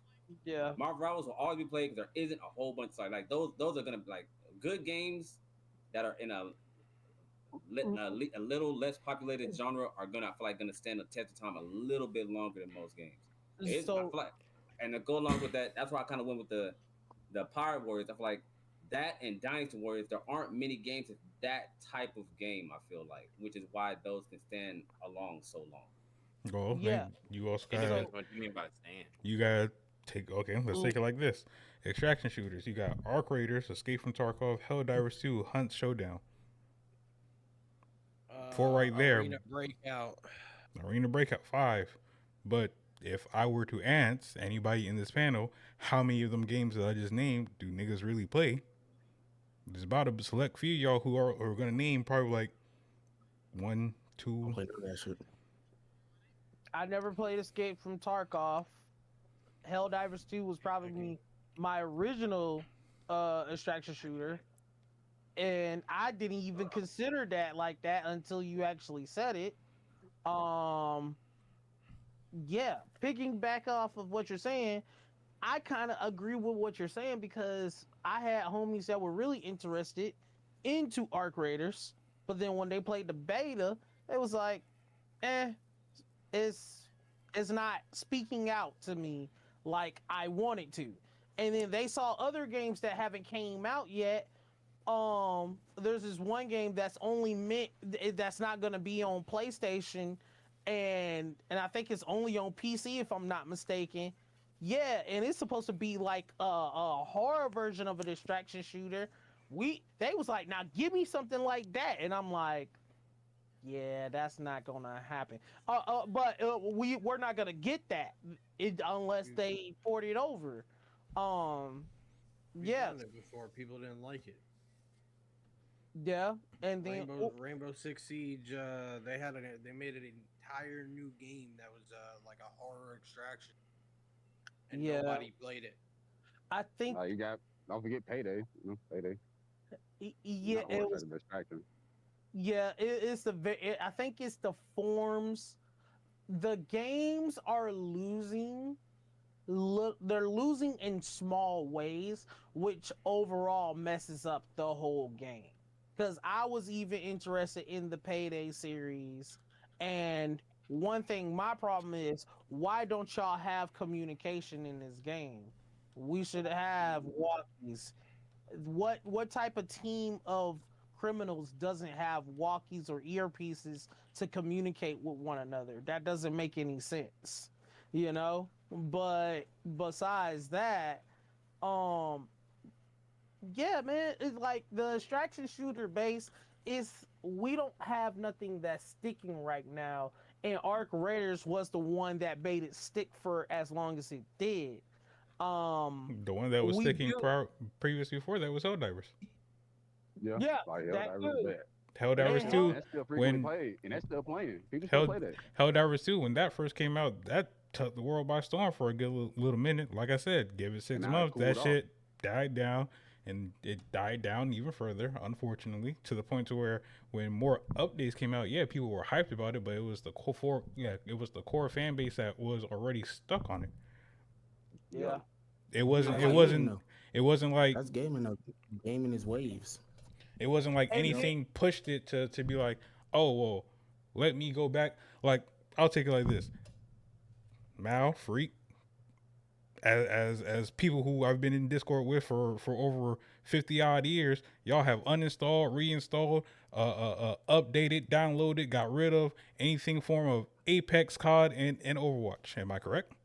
For how shit they may be over the course of time, Absolute y'all dog shit. y'all have uninstalled it, reinstalled it, updated it, said what the fuck is this, that, and the third, blah blah blah blah.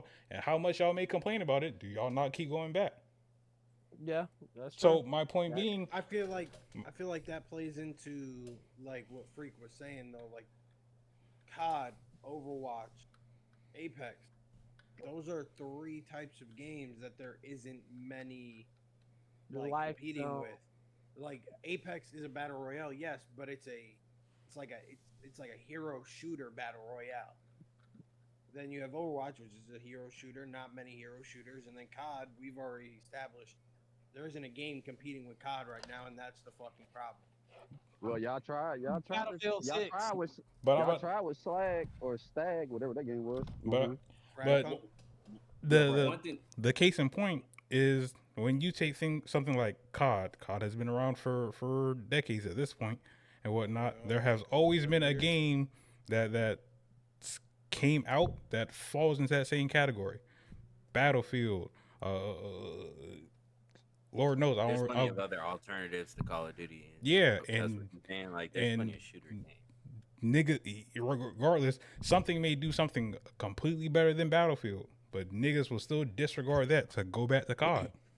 I mean, I'll, you know, I'll, I'll say two things. I'm gonna end it right here for me personally. Uh, Specifically on the extraction shooter, Tarkov has Tarkov has stood the test of time for extraction shooter. That has been the long standing extraction shooter. No matter what comes out, that's been the number one extraction shooter. And I feel like they are the best when it comes to that pure what it would feel like to truly go in the most realistic fashion, go in and go out as extraction. They went with realism and true survival and stealth. So they had that's their niche. Nobody does better than that genre. They're gonna stay the people playing no matter what. Arc Raiders came, people arc to it. I feel like two things they do it. That's it's more action packed with adding the arcs, the machines, and all that, the arcs and proximity chat, like true proximity chat. I feel like those two factors, how action packed it is, adding machines and the proximity chat, like those three factors can keep it different enough from Escape from Tarkov that it can keep its play base like Tarkov did. Yeah. That's what I say on that. I also think it's the fact that it isn't hyper realistic that is like pulling players to it.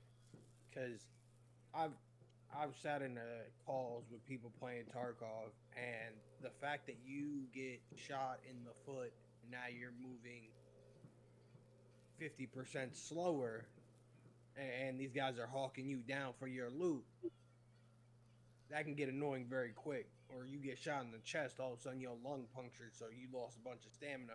Yeah, the game's hyper realistic, but at some point, you know, the non realism, the arcadey feel comes in and makes people veer So towards it a little longer. yeah, and I'm realizing that a lot there's a mixture of people wanting, I think it's like a generation based thing too, because there's a lot more games now that people like realism. So they're trying to install that a little bit more now into games. Like for instance, Armor Reforger. Like I will say that a big major factor that's coming into the future now is realism, is immersion, and not only that, connectability, and all those things are gonna drive what makes the biggest next game in whatever genre it is. Obviously, solo player games are gonna be solo player games because there's always gonna be people that like solo player games. But anything else is gonna come about those other things. I personally will never want realism in my shooters. Me personally, I don't care. I don't. Oh, hold on, hold Only on. game I will ever want realism in is sports games. Sports games and survival games are the only games I ever care for realism. I don't really care for realism in my shooters. And I'm gonna say I can respect it and I can play it, but I'll never truly care for it. And I feel like people like me that don't care for it is why I never truly went to Tarkov. Now slow, realistic, and survival. I don't know. People like me will always gravitate more towards the arc raider style. That's still that type of aspect, but more fast paced and action packed. Then I I get don't it. know. So I feel like the difference in players will keep the two. I don't know. I feel like that's going to keep arc raiders alive. I mean, no, you're absolutely right in how you feel about the situation because at the end of the day, there that's why you have so many different niches under even just one genre. Some people like it a little bit faster. Some people like I have a lot of homies that are into like stuff like Insurgency Sandstorm and stuff like that, where it literally takes like one shot and you might actually be dead, or SVS is coming to you and next thing you know half the team is dead and you still got to get to the next outpost and then survive the wave of people that's coming towards you. There's people that like a lot of stuff based upon like simulations and stuff like that, while there's some people that just like, hey bro, I want to be a Star Wars stormtrooper and yeah, shoot blasters. Exactly. And yes, that was a reference from Arc Raiders as well. Just want to put that out there. But yeah, I was gonna say, we talk about a lot of shooters and whatnot. I like to say, I hope whenever the Marvel fighting game comes out, I hope that stays or becomes a staple because right now it's just mainly you hear Tekken, Street Fighter, somewhat in Mortal Kombat. I want to have that Marvel's icon in there to be a staple as well because certain fighter games that Tokon, outside of those three, Tokon will be an Evo and all that shit. Tokon will be an Evo and all that shit, but the pillars is the pillars. It's just like the big three and Shonen. Like, but not what I'm saying. That's what I'm saying. I'm hoping it's still, but I'm just saying. I'm not saying it'd be like the same stature, but still be at that same staying power and be still relevant, so niggas won't fall off just because it's just a new flavor of the month. You know what I'm saying? but I feel like they're doing the right thing when it comes to the heroes fighters because we haven't had a game like Marvel versus Capcom 3 or something like that. And what they're doing different this time is making it free, if I'm not mistaken, correct? Like, if I'm not mistaken, that game is supposed to be free. you are mistaken. You are very mistaken. Oh, that game is not free. You Okay, thinking cool. about you thinking about, was it 2XKO? Yeah, isn't that the fighter game? Yeah, that one's free. The Marvel Yeah. fighting game, the Tokon, that ain't free. Oh, I don't know what's going on with that one, but I do. No, you're gonna pay some bread for that. But I do know also, Virtual Fighter.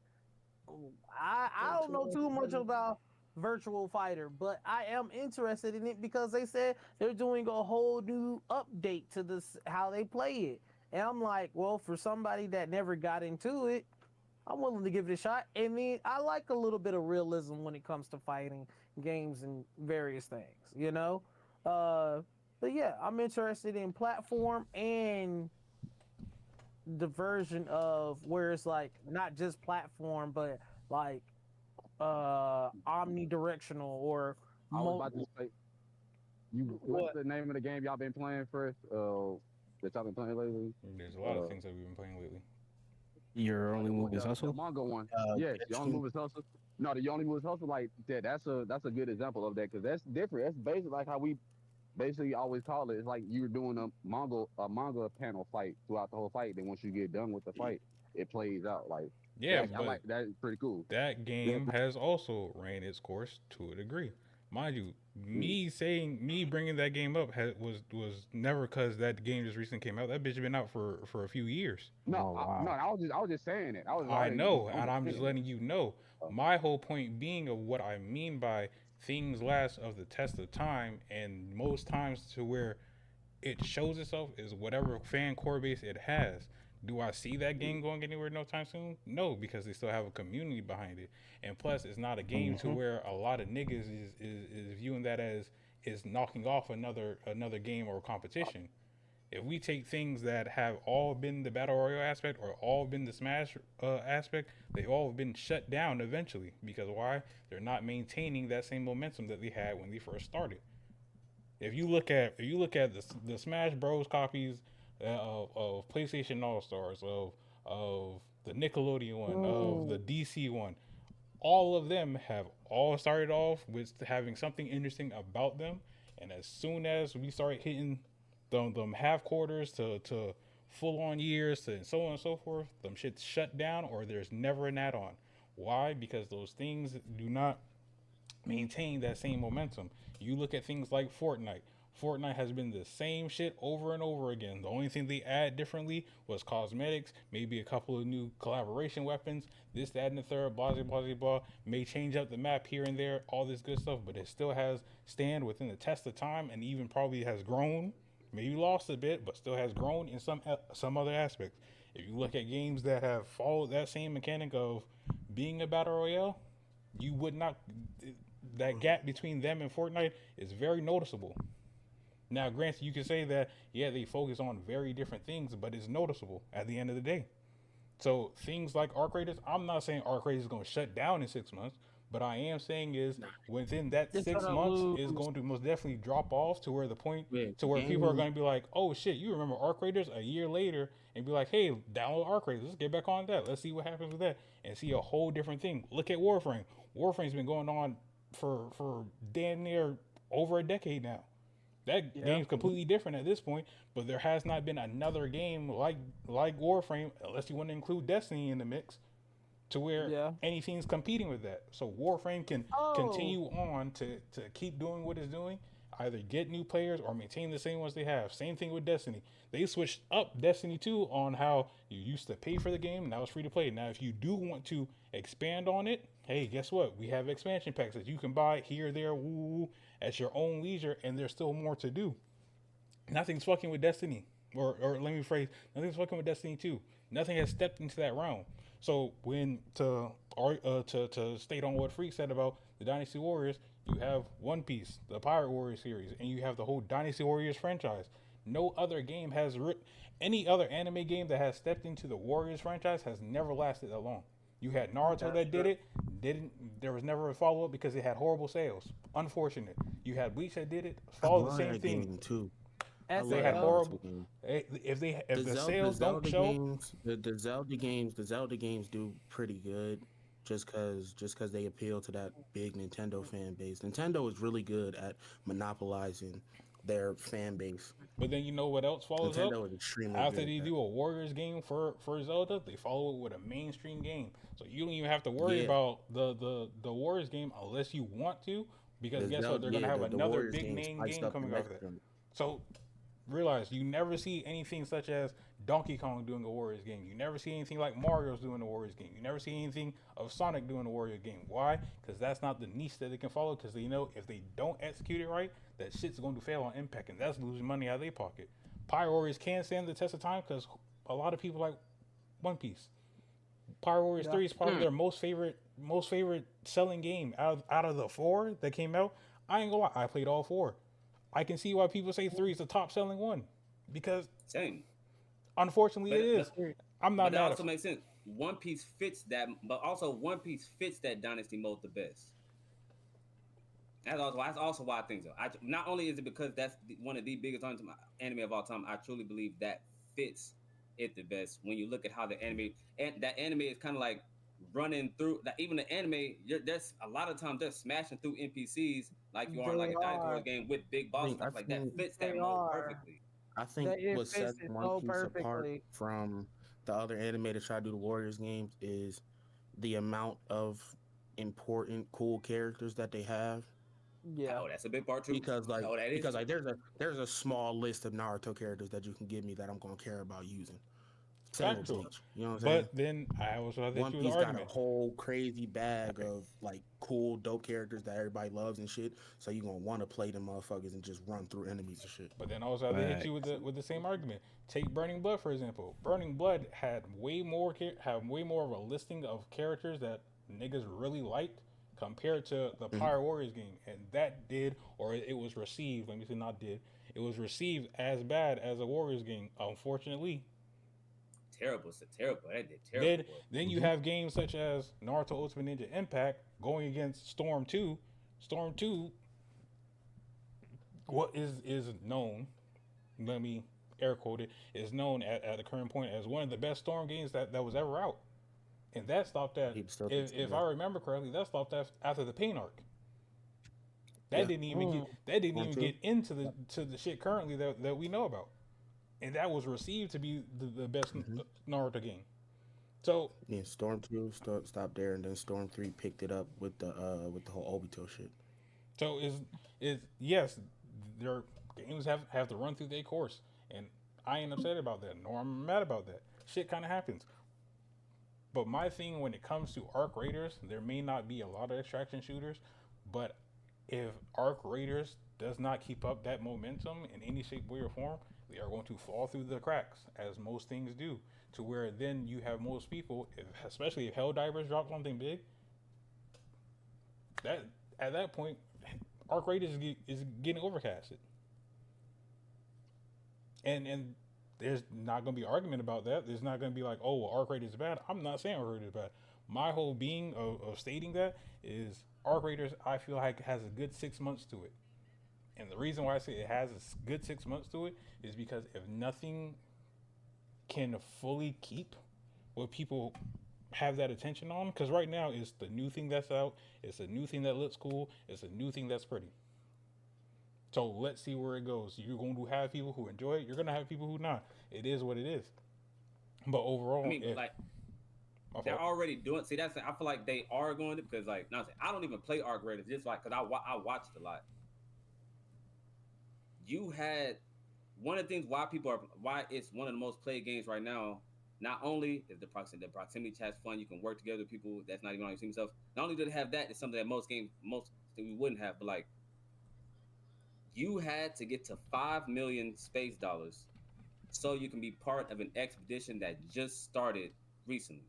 So like they already put in from the start a big goal to work towards, so you can be part of this circle that can play in this expedition / raid type thing they're doing. So like I feel like they're already moving towards that, giving players a reason to play and keep coming back to playing. I feel like they're already doing good at it. Like I said, I'm gonna give it 6 months. That's not to say it's a bad game, and that's not to say that it doesn't have good things going for it. My whole being is that if they don't do anything that switches up or at least keeps the narrative of making them have that standout point, it's not going to do as well as most people project it to do. Because when you have games like Mighty Number 8, for example, that was supposed to be the successor for Mega Man. Niggas was hyped about that. Soon as it dropped, Yo, anybody in here play it? Nope. Anybody in here even know what I'm talking about? I'm sorry. What game are we talking about again? Mighty Number 8. Mighty Number 8. I know what you're talking about, but I didn't play it. However, No. that is not typically my thing, so I can't say. I'm gonna be honest. I don't know anything about Mighty Number 8. But they just announced a legacy edition, a legacy collection for the Mega Man Battle Network and Star Force series. Niggas was hyped about that. So, wait, you talking about? Oh, so it was supposed to be the successor for Mega Man. There was a whole jump start about it. People donated dollars to the creator about trying to fund the game and stuff like that. By the time the game had dropped, people thought it was it was a horrible representation of what Mega Man stands for. To the point to where no one would even dare try to go really touch the game unless they were just that bored. But what was the real results of the game? Oh, it was horrible. Was it really? Nobody played it. It was a bad game. Most reviews about the game have never been positive. So is that's why I think Arc Raiders has a good run right now. I think it has an amazing run right now for what it is.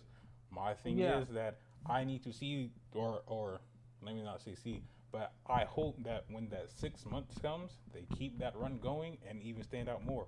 I would like that to be something on the same platform as Fortnite. Honestly, I'm not trying to diss the game. I'm not trying to say that the game's bad. This, that, and the third. I enjoy what I see when I watch it. From it. But if you keep just going in, doing the same repetitiveness over and over again, running into the same thing over and over again, at some point it's gonna hit that wall of what's new. Get bored. With Helldivers, you can switch it up. You fight robots, you fight bugs, you fight zombie creatures. Now you got giant flying dragons and things of that nature. You got super tanks that shoot at you. You got Halo warp ships that come in out of nowhere. So it's always something to keep you on your toes, even if you don't play it vigorously, and maybe you don't play it every day. You have something to fall back to. You can say, "Oh, well." I feel you saying completely. I feel what you're saying completely. That's why I said I'm speaking as a spectator. I'm not even speaking as a player. I'm just speaking as a spectator. I can just see they're not going the variety route. From what I'm seeing, they're going after the something to play for route.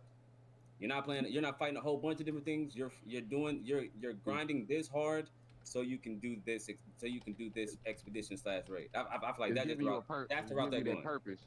Yeah. You're not getting variety. Yeah. You're not getting variety. You're getting a purpose, and that is one of the factors in retention. And it's not the main one, but it's a factor of it. And I would say, I feel what you're saying, Fresh, because you just hope Arc Raider evolves. It just don't stay the same. Just don't be the same game that it is right now. Going to that still factor that most games suffer from.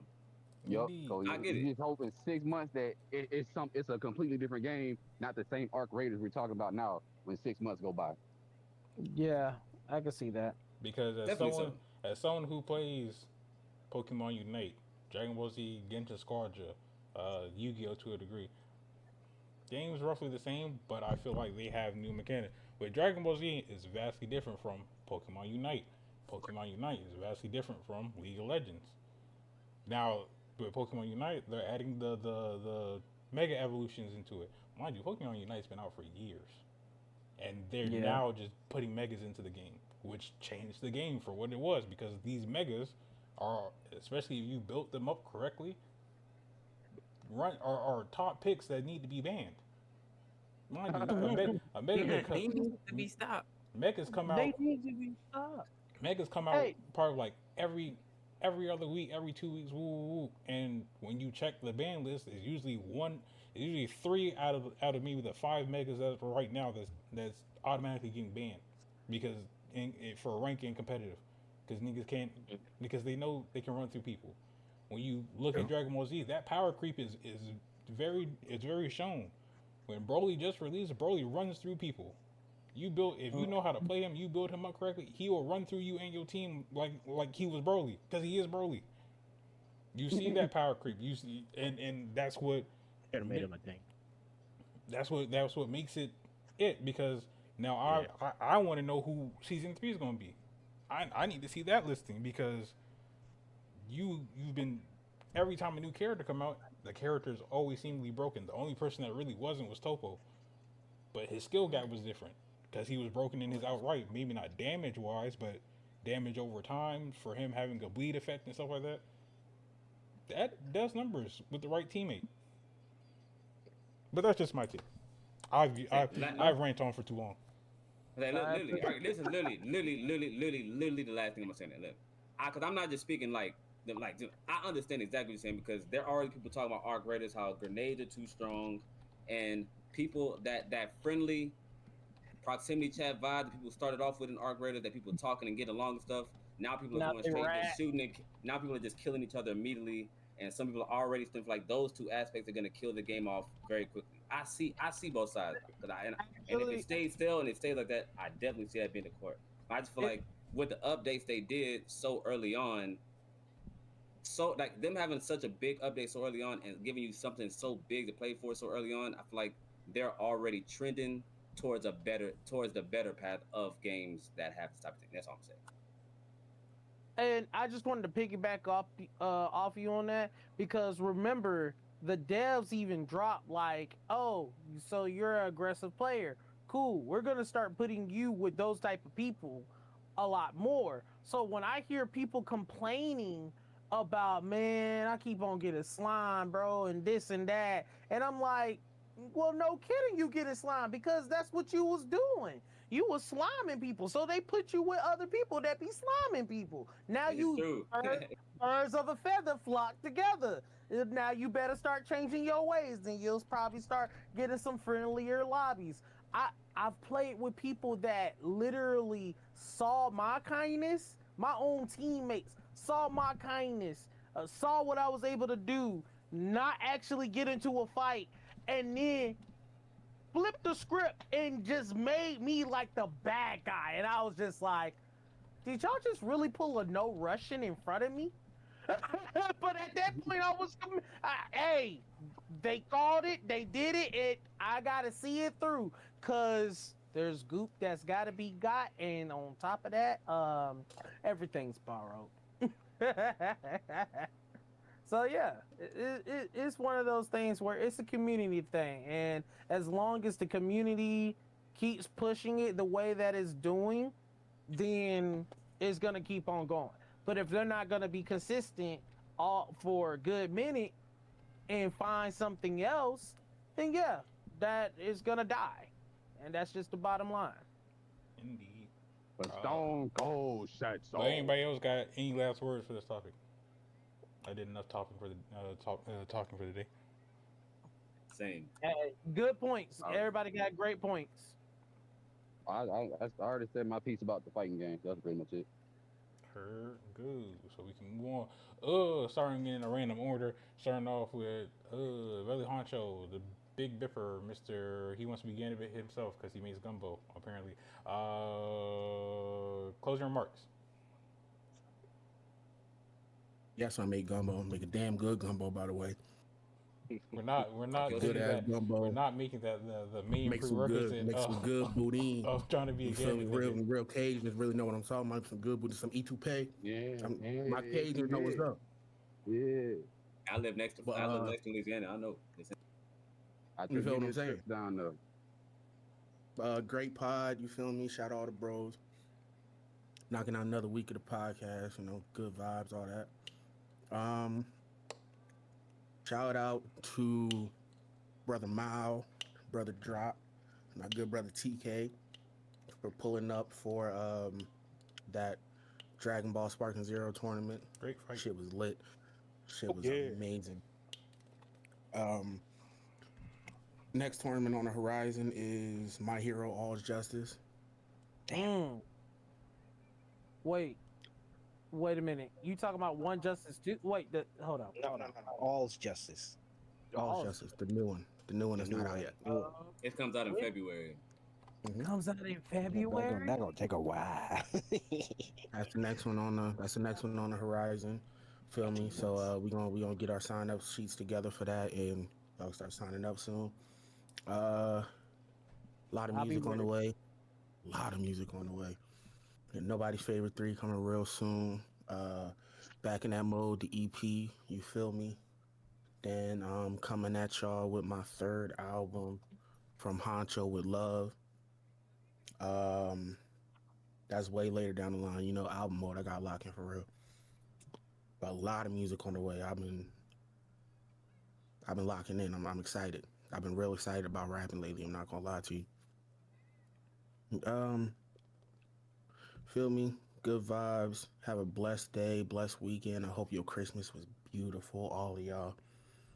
And you know, happy holidays, happy New Year, Let's push into 2026 on all positive energy. Leave all that bullshit behind.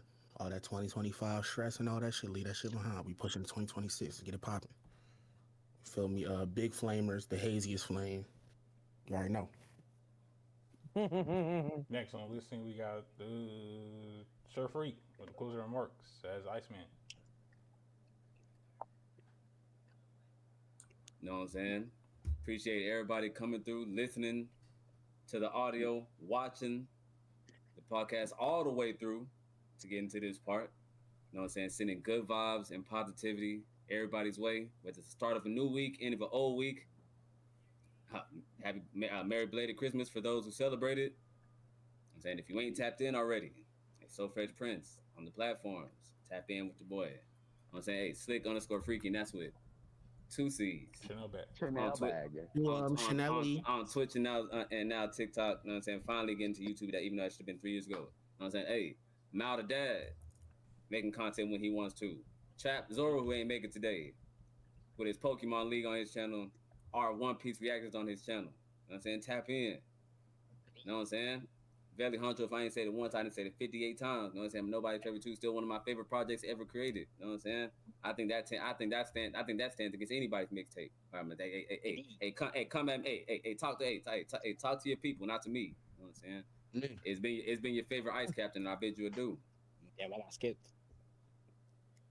Oh damn! I skipped you like a motherfucker. I sure did. Oh goddamn!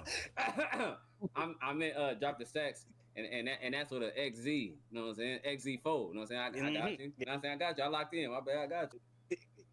Nigga Drop took that personally. I ain't lie. It's crazy because I was looking through everybody's shit, bro, and I just saw the people with pictures, mouths, light pressure, and I ain't gonna. I just skipped right over. My bad. I skipped right over. It's all good. Tragic. Oh, well, speaking of, next is Drop. What was your X-Men character?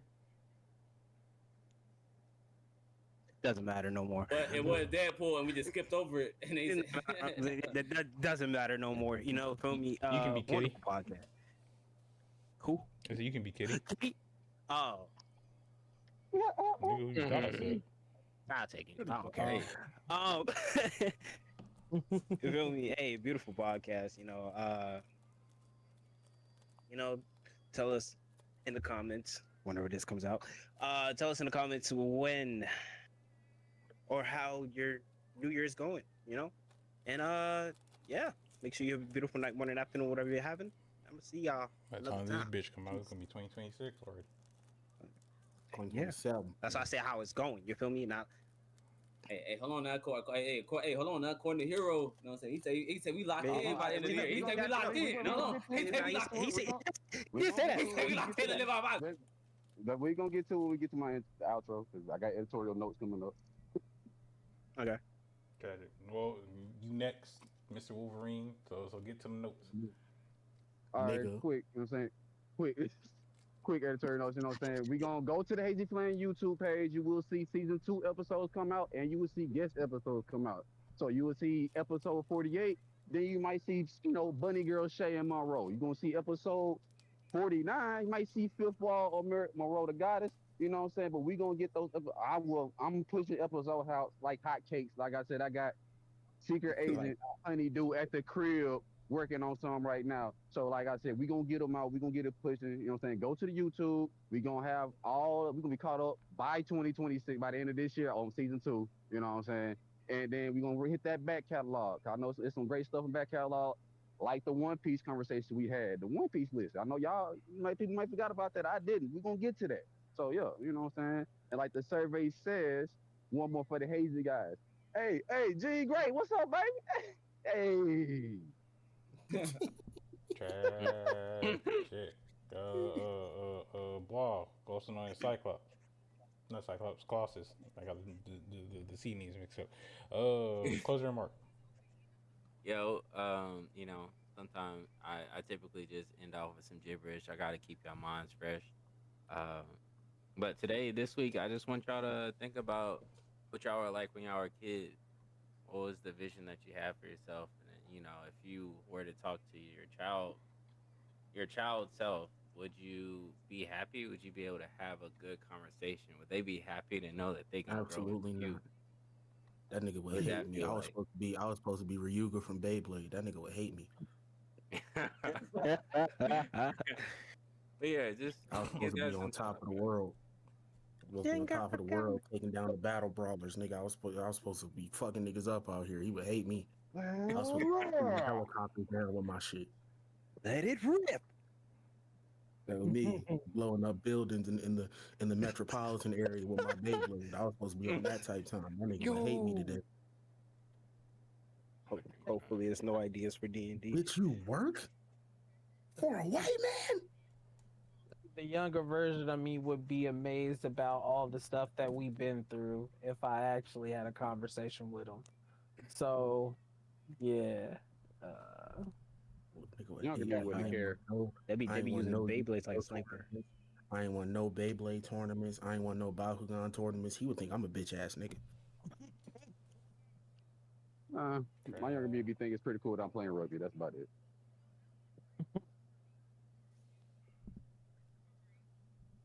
Y'all niggas are fucking hilarious. Hey, that was my dream back then. I was supposed to be Ryuga. But that's exactly what I mentioned it though. I'm a simple ass person. I've been a simple ass person for a long time ago. Ryuga, bro. I was supposed to. You feel me? Damn. Medio El Drago. Indeed. Mal, are you there? And that's like you did. Yeah, it makes sense. Yeah, skipping that nigga. As a special guest, Drako. You got any closing remarks, my good sir? I do. I want to piggyback off a drop a little bit, but technically we going to go to the present, to the future. You know what I'm saying? The age that you are now, you need to take this moment and look at the age you were before and what happened to get you to where you are today. Then Inflation take that moment, look at the moment at where you want to be, and prepare for that next age. For me, I'll be turning 30 next year. So now I'm trying to prepare for my 30s or my 30th per se and moving forward from there. So everybody should do the same, you know, and have a wonderful New Year's. And once again, it's your boy Prince Drako here, 5514, no caps, no dashes, baby. And that was the conversation. It's Belliamus. Of course. Abracadabra. On that note, he's our first wizard, man. I do want to say happy New Year's. You know, since I didn't, I forgot the next episode will be after New Year's. Say Happy New Year's. Happy New Year's. Hope you bring it in. Bring it in a beautiful way. Indeed. Oh, we appreciate everybody for coming through, stopping by, and things like that. We're done here. What we're gonna do? I don't know. Probably BS, probably not BS, probably be on D&D, probably be on other stuff. But make sure to join the Discord. Make sure to sign up for these tournaments. Make sure to follow everybody and things like that. Yeah, that has been us, the Hazy Flame group, and y'all have a wonderful day. Listen to this lo-fi music as on the Twitch side. Y'all already out today. You know that Cyclops ain't shit.